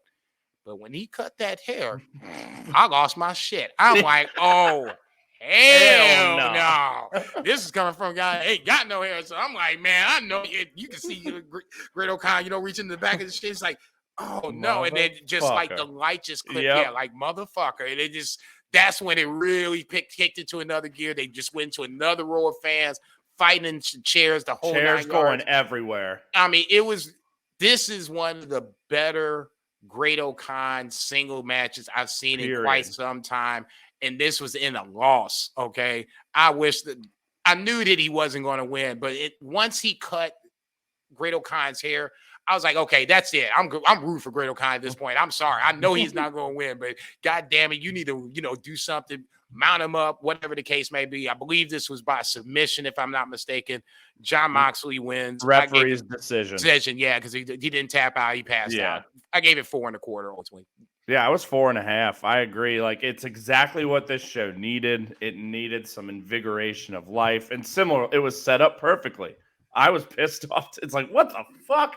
And then, of course, just so perfect. Even before the hair cutting, it felt like they were going like station to station. On that. All right, let's try this out. And they were they even in the ring at all? I mean, maybe a little bit. But you don't remember those parts. No, I was gonna say the parts I remember were definitely outside the ring, and to me, that's the falls count anywhere part. I think was the more important part of the step. If you're going to go no DQ and have Jon Moxley out there, then it's kind of the same thing. Not that that's bad, but yeah, the falls count anywhere was definitely an added element for sure. Give me my money's worth at that point. So for me, it was totally worth the ride, and it was well needed at that point. Let's rip through those next 3 matches there. Let's jump one down to the 6-man title match. You had TMDK. In this case, it's Zack Sabre Jr., Mikey Nichols, and Shane Haste versus Okada, Tanahashi, and Ishii, the current never 6-man champions. Obviously, they retain. I thought this is what it was as a big TMDK fan, the tag team portion of it. This felt like another opportunity to. They still can't win those titles for shit, and can't do it with Zack Sabre Jr. next to him. So I'm just like, man, damn. Did they say something? I mean, can we talk about this shit? I thought this match was what it was. It wasn't going to be at the level of Great-O-Khan and Moxley, and it probably couldn't have been because I thought that was a wild ride to begin with. So at this point, it was, this match was on the card. Let's, move on with it. But obviously the post-match angle is why we are here to talk about this. One, Bryan Danielson returns on the big screen and has an eye covered to sell the orbital break. I think it's a word, that's just me. To sell the orbital break that Okada delivered to him on the Rainmaker. Between that and I can't think of whatever else he took beforehand. He's selling this eye injury, blaming Okada for this first and foremost. He says he's going to break Okada's arm so he can never do the Rainmaker anymore. He challenges Okada for a match at Wrestle Kingdom. So now we have a little silver lining in the fact that TMDK loses another title match. You get Okada versus Danielson part 2 at WrestleMania. Talk about either or at your leisure. Did I say WrestleMania? Yeah. You high as a motherfucker. Actually, I haven't hit it in a while, so the fact that I said WrestleMania makes me feel like I got to hit this motherfucker. I haven't at all because I'm running low, but I might have eaten something beforehand. But anywho, I thought the match was pretty fun. I think I went 4 1/4, but I wasn't really expecting TMDK to win because I guess I'm used to it at this point. And I just think those two guys teaming with Zach was cool in a big match, not just like a meaningless undercard match, was, something we hadn't really seen before. And not as good as the match with Motor City Machine Guns and Alexander, but pretty similar to, it got pretty close for me. I think I was 4 1/4 on both. Just fun, like fun combinations. Haste is always a good time. Nichols, has definitely improved this year, as we've said. So just a good time. And yeah, obviously post-match, I think it's probably a work too at this point. And, the first match was definitely good, but I think didn't reach the heights that we all kind of hoped it would. So I'm definitely excited for that again. So yeah, that's that. Orange Cassidy's Superman punch was the other move that supposedly did the damage to Bryan Danielson's eye. I wouldn't be surprised to see Danielson and Orange Cassidy in the Continental Classic. I'm calling it the AEW G1. I saw it trending on Twitter. I'm going with that. That sounds basically what that is. Everybody needs to calm down. I've barely even seen anything about it. I heard it was happening, but yeah. You ain't missing that much. Sorry, not sorry. Moving on. Next up, you have the Super Junior Tag League Final. On one side, you have Catch 22. They won their block with a win over Kushida and Kevin Knight. That win clinched their side of the block. And on the other side, unfortunately, you had House of Torture represented by Sho and Kanemaru. They won the block with a win over crowd favorite, fan favorite. How the hell they lost? Well, I guess post-match you figured out why they lost, but beforehand, Despy and Master Wato losing to House of Torture, setting up the other side of the ledger for this Super Junior Tag League Final. Come to find out, Desperado had been working hurt, and we will discuss that here in a little bit because that plays into the Hiromu Ishimori post-match angle. Jumping back to Best of Super Junior or Super Tag League Final. This was what it was. Obviously, the winner gets Clark Connors and Dan Maloney at Wrestle Kingdom. I gave this 3.5 or 3.75 stars. Catch 22 wins. It's just House of Torture. If you've seen one House of Torture, you've seen them all. To me, it just for Catch 22 for Akira and TJP. That actually was that was me getting high. So now you can blame that on me. For TJP and Akira, this ends their story of basically starting the Super Junior Tag League slow, coming back to winning the whole shebang, and now getting a crack at Bullet Club War Dogs again. War Dogs obviously attack them post-match. I do like Clark Connors and Dan Maloney together. Oh, they're great. That's Drilla Maloney to you. Yeah, right. I should put some respect on the man's name. Yes, you should. I said I liked Drilla Maloney and United Empire together. Big mistake. Yeah, I take all those words back. It's a perfect fit. This is much better.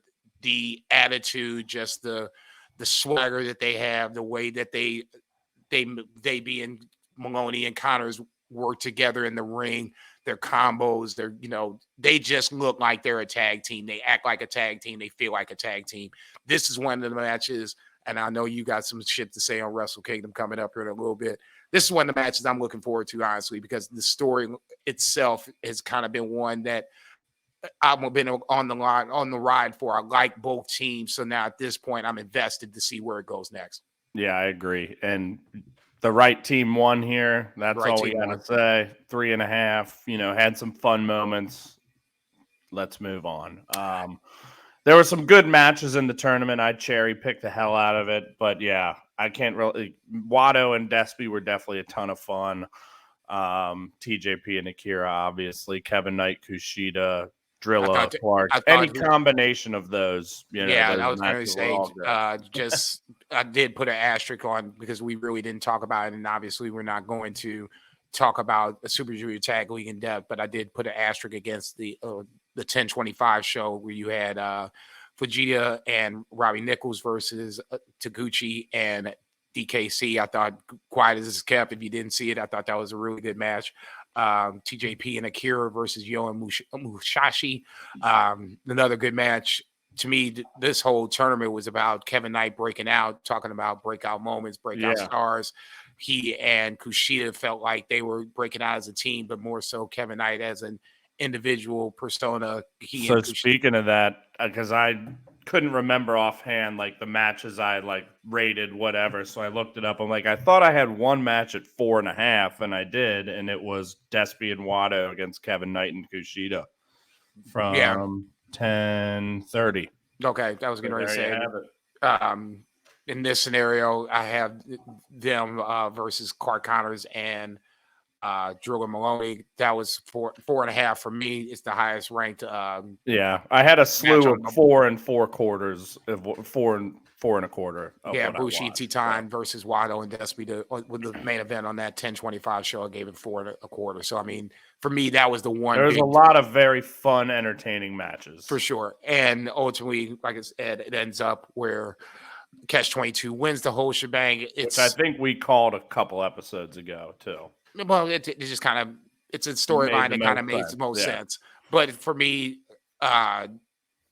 this wasn't G1 and it never will be. But it's good to see, like, to me, like I said, Kevin Knight is the one guy that really is the guy that stood out for me most in this Super Junior Tag League. It was good to see him, mature. And this is why I was saying earlier, Shiozaki was catching that work. Now he's a 5-time, GAC champion. I'm not sitting up there going to say that Kevin Knight's going to be a 5-time IWGP champion, but you see him getting better before our eyes. So, I'm looking forward to a big year for him in 2024. Let's talk about the IWGP Junior Heavyweight Championship. You had the returning Taiji Ishimori versus Hiromu Takahashi. Obviously, we've talked about Hiromu a lot earlier. Now we're going to talk about him in a much more, I guess, serious way. I won't say significant. That was the word I was going to say, but serious is the word I'm going to use in this scenario. He and the Ishimori hook back up again. Ishimori got hurt in their match in Best of Super Juniors, and now he has come back to try to take the title away from Hiromu Takahashi. Obviously, that did not happen. Hiromu retains. I thought this was not one of their best matches, but I thought it was still pretty good. It was a solid match. It was a nice little build up to the ultimate main event. I gave it 4 1/4. Like I said, not good, not great. It was good to see Ishimori back. Now it's just, what's next for Ishimori. We'll talk about the post-match angle here coming up, because obviously we gave that away. Desperado, and Hiromu at Wrestle Kingdom for the IWGP Junior Championship, provided that Desperado gets healthy after the surgery. That was part of the reason why I think he and Master Wato didn't win Best of Super Junior, is because A, he has to get surgery, and B, when he does, they want him in a bigger spot going against Hiromu. Yeah, I agree. 4 1/4, good, not great, but that's probably the floor for those two. And Ishimori just getting back, so you weren't going to expect a 5-star banger, but it was a very solid, fun match. And never going to be upset about a Despy Hiromu, but I'm still a little bummed it's not Mike Bailey, like we talked about, kind of coming into this. And Despy Hiromu is just cold right now. Not that it needs much heat because it's a storied rivalry, but kind of going with the theme of this Wrestle Kingdom, as we'll get into momentarily, is not a lot of freshness or much that's really moving the needle or getting me too excited here, just to lay it out there. Okay. All right. Let's jump backwards real quick. We're going to cherry pick Fighting Strong Unlimited, which will lead us into New Japan Lone Star. Just a couple of matches I wanted to talk about. Julia versus Hyan. Obviously, one of the big matches that really stood out for me, or a match I was interested in, better choice of words. Julia retains, obviously. I hadn't seen a lot of Hyan, so I wasn't sure exactly what I was getting into. I thought she was good, but obviously probably not the one that's going to take the title off Julia. It left me wanting to see a little more of Hyan, not like it was Stephanie Vakir when I can't remember when I saw her the first time earlier this year where it was like, holy shit, who the fuck is this? It wasn't. Hyan didn't leave me with that impression. It left me with a good impression, but it wasn't like I need to seek out the next match wherever the fuck she is. We got to seek this thing out. That to me, I guess it was the crux of a good but not great match. Gave it 3.5 stars. Same. I'm looking at. Why am I? I thought Kingston Hanare was very good. I went 4 on that. I thought that was 3.75. I thought that was better than their G1 match that I thought was disappointing. And I thought they really both brought it here, and just more about, when Hanare has the right opponents, he can shine pretty well. And just want to give a little credit to Gabe Kidd and Tom Lawler. 12.5 minutes, but I really enjoyed that. Don't really see much Tom Lawler these days, and know Gabe Kidd's great. So I'm surprised Gabe Kidd went over. Yeah. I thought the semi-main, that tag with Sonata and Yuya, boring 20-minute draw. And then Shingo Tom I thought was very solid. I think I went 4.25. I did the same. Yeah. Trent comes out, throws down the gauntlet to challenge. Let's jump back a few matches. Stephanie Vakir wins in their tag team match. She challenges Mayu Iwatani for the IWGP Women's Championship. I know we had just banged on that drum for a hot minute. When is it going to happen? When is she going to, actually defend this title? She actually defended this title against Stephanie Vakir, and it was pretty good at the Lone Star. We're going to, cherry pick that here next. Mayu retains the title against Stephanie Vakir. This once again, seeing her against the icon of Stardom just made me like, okay, this woman is legit. Stephanie Vakir is, dragging in 3 titles, going after a 4th. I'm like, okay, see, we got to figure out, a way to see her on a much more regular basis. Neither here nor there. There was nothing that Stephanie did that made me think less of her. I knew she wasn't going to win. To me, this was just more so of finally making, a defense of the title for Mayu Iwatani, even though I think this is her second defense. Neither here nor there. I thought this was a really good match. I gave it 4 stars. Yeah, it was 3.75. Probably only the second time I've seen Vakir, and she's definitely impressive for sure.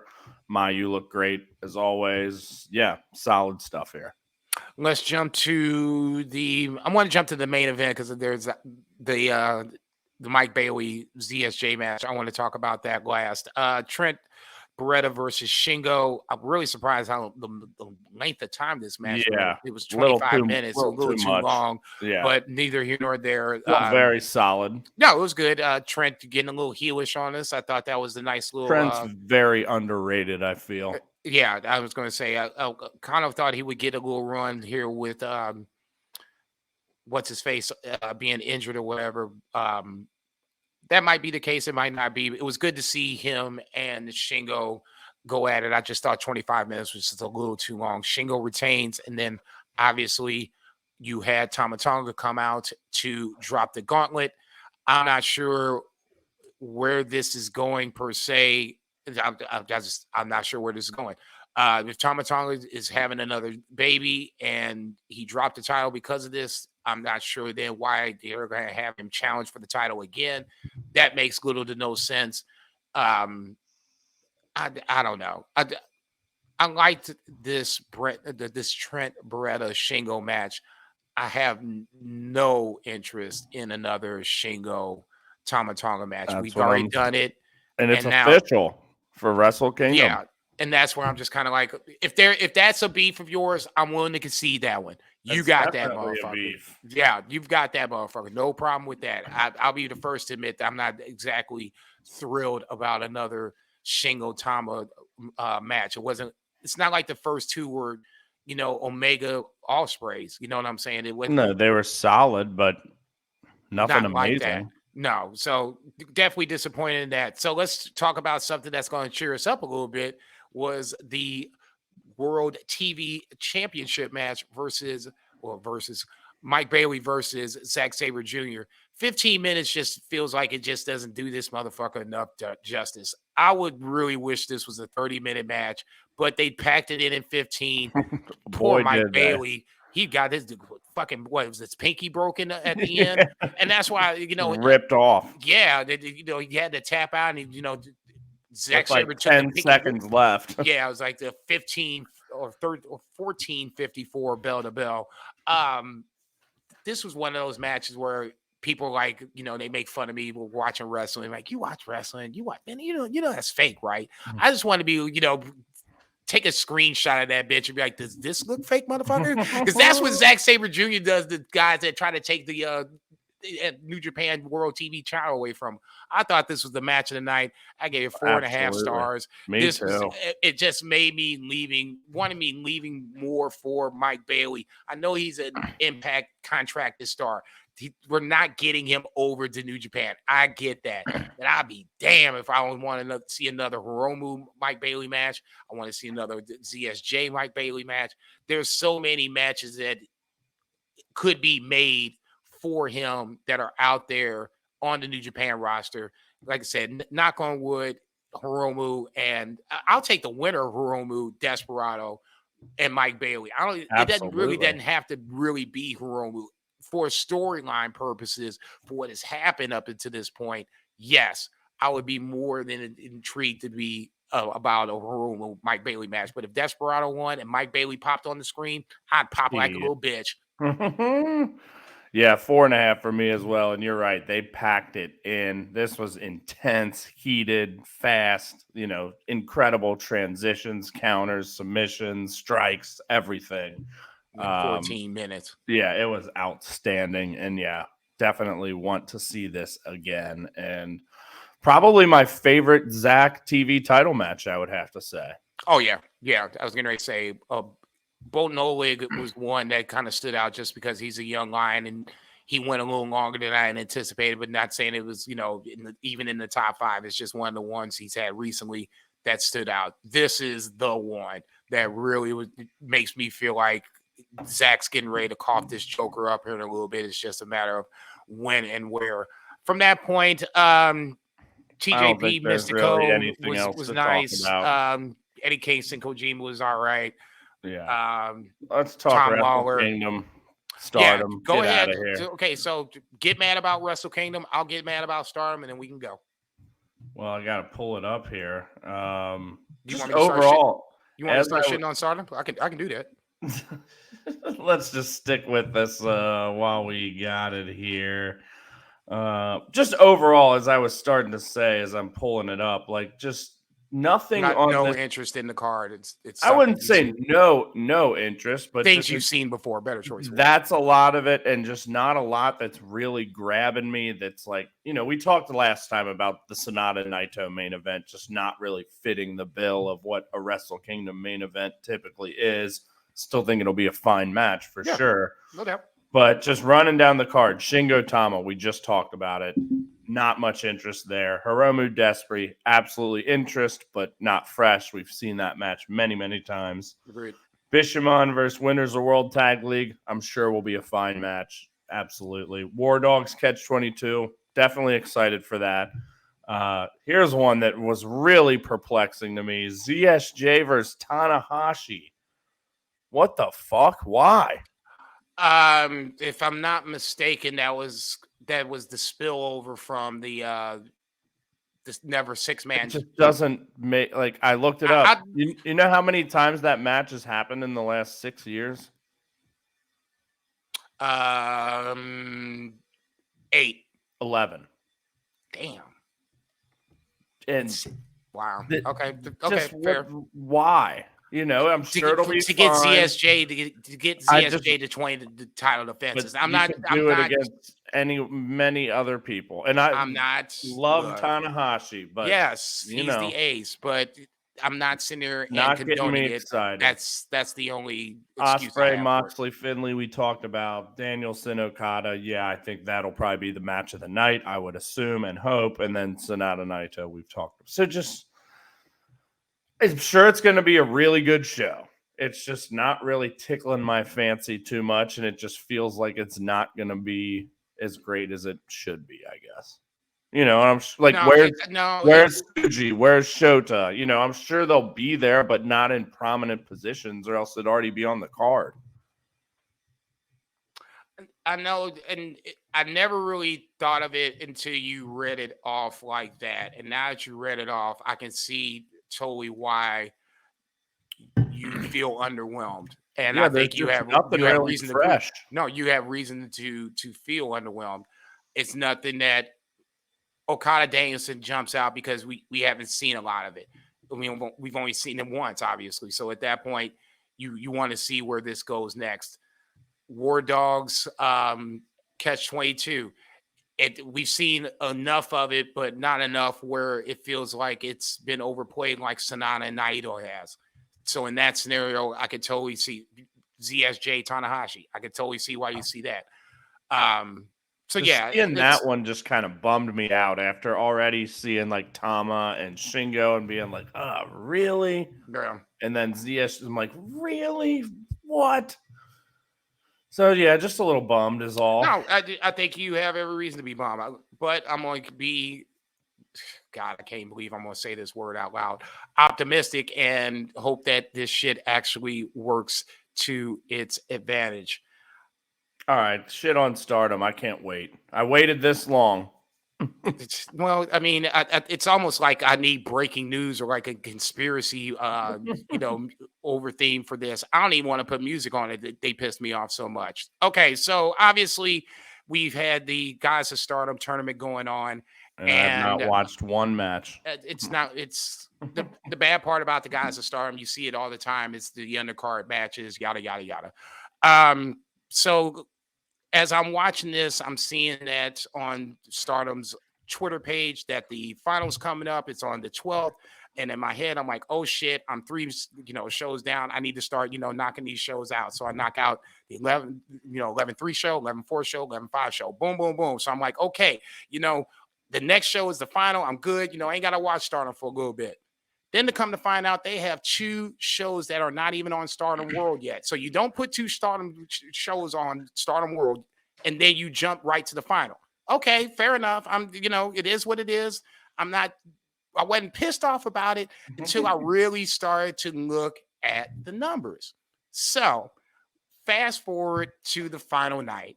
On one side of the block, I believe it's the red block side, you had Odeyo Tai being Momo and Natsuko as a team leading with 8 points. Prominence second with 7 points.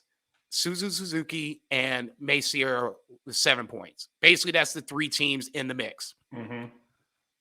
So Prominence wins. That gets them the 7 points. They came in at 6. They tie with a DDM. So there was a 15-minute draw. Both teams get a point. They both move to 7 points. So you have still the Odeyo Tai team at 8 points with 3 teams that tied at 7. But May Sierra and Suzu Suzuki go to the final. I'm like, okay, how's this working? I literally had to go back to cage match and like, what the fuck? I know I'm not tripping. So I had to spoil, the 11-10 show and the 11-11 show. At this point, I didn't even give a fuck. I need to know how high is high at this point. So I go back to find out I'm doing the math right. So then I look at the other side. So the other side, you have Mayu Iwatani and Hanan at 8 points. Megan Bain and Micah at 8 points. Mirai and Sakurai come into the final night at 6 points. They win the final night. So you have 3 teams tied at 8 points. So I'm like, okay, what the fuck's going on with this shit? So then I was like, okay, so there has to be a tiebreaker. There's a tiebreaker somewhere. Where's the tiebreaker? So I look back. Megan Bain and Micah lost to Mayu and Hanan. So they shouldn't even be a part of this at this point. That is a tiebreaker. You should be stepping away from the table. And now we should be talking about Mayu and Mirai. If I'm not mistaken, let me find that shit. I think they lost flat out. Okay. Megan Bain and Micah beat Mirai and Sakurai. I can't find this fact where is it? I'm pretty sure that Maya and Mirai beat Mayu and Hanan beat Mirai and Mai. So ultimately what I'm saying is Hanan and Mayu Iwatani should have won the blue block side. Instead, Megan Bain and Micah have won the blue block side. So I'm sitting there watching this final, like, what the fuck is going on? The wrong teams are in the final. Why have we gotten to this point? I don't even. The final was what it was. Megan Bain and Micah won the final. That's great. How has Stardom gotten to this point where now you're doing obvious shit where all you had to do, and if you did it, if you was sober, you'd have did it a lot faster than I'd have done it. You could have easily tracked back and seen this is obvious manipulation. I'm not even calling it a mistake. This is manipulating the fucking points. You booked it this way. And now at the end, maybe Mayu is gone. Maybe she's in the States. I'll give you that. But then, even then, you knew this match was coming up. And you still booked it like this anyway. I have staunchly defended Stardom to this from day one on this podcast. Said it was my second favorite promotion on this motherfucker. Now you are turning on me, Rossi. You're turning on me, dog. I'm your boy. If Julia leaves, I'm going to still be around. The other dude on the right-hand side of this screen, he canceled your sub. Still be here. And this is how you do me? You playing me like WWE used to play me with the Vince McMahon days. You playing me for stupid. I don't like being played for stupid. Okay? Let's get this shit right. Let's get Tam right. Let's get a real fucking great Queendom to end this fucking year. And let's move on to 2024 the right way. I don't like to raise my voice at you, Stardom. Don't make me do this shit again. I don't have anything else to add. That was beautiful. I know you don't, motherfucker. You've been waiting for me to turn on Stardom for weeks. I just can't believe you actually did. I'm sorry, man. If it wasn't, that is bad though. If it wasn't so obvious, I wouldn't have said a word. This is just way too obvious for my taste, and at that point, I just can't let the shit ride. So I had to say something, and it just goes back to the whole Stardom is mid, just bad feelings after Sakura Genesis, but shit, help me out. Where Tam beat Julia for the title, All-Star Queendom. Yeah, that's right. That was the high water mark. From that point, I agree. All downhill from here, and now you turn it on your boy. Whatever, man. Let's wrap. This has been a fucking blast. Hey, it's Bizarro World here. I am exhausted now. Yeah, I was getting ready to say I'm turning over to watch the end of this bullshit. I guess Monday night game. Oh no, it's not bullshit. We got some game. I guess I had to watch the end of this. Neither here nor there. It is time for us to bid you all adieu. Thank you for joining us once again. Obviously, you can find us on Visionary Global Media Network, the audio version on the Visionary Global Media Network, the visual version, you can find that on our YouTube channel, the Phoenix Flash Podcast. You can follow me on Twitter at BFR_PSP_JCB. Brainbuster boys, keep that in your Twitter hold just in case, because obviously we got a show coming up. Yes, and then they're going to kick off 2024 the right way. And then you can follow the Phoenix Splash Podcast at PHX/pod. If I slow down, I can actually get this shit right. So on that lovely note, we should bid you adieu. Plenty to talk about in the next couple of weeks. We'll catch up with Noah, TJP Dub. I'm sure there'll be some All Japan to talk about. World Tag Leagues coming up. Haven't talked about that. That starts on my birthday. So happy early birthday to your boy. Hell yeah. Brett, love you, brother. Love Have a good night. Thanks for coming out. Thanks for flying with us. Thanks for listening to the Phoenix Splash Podcast. Peace.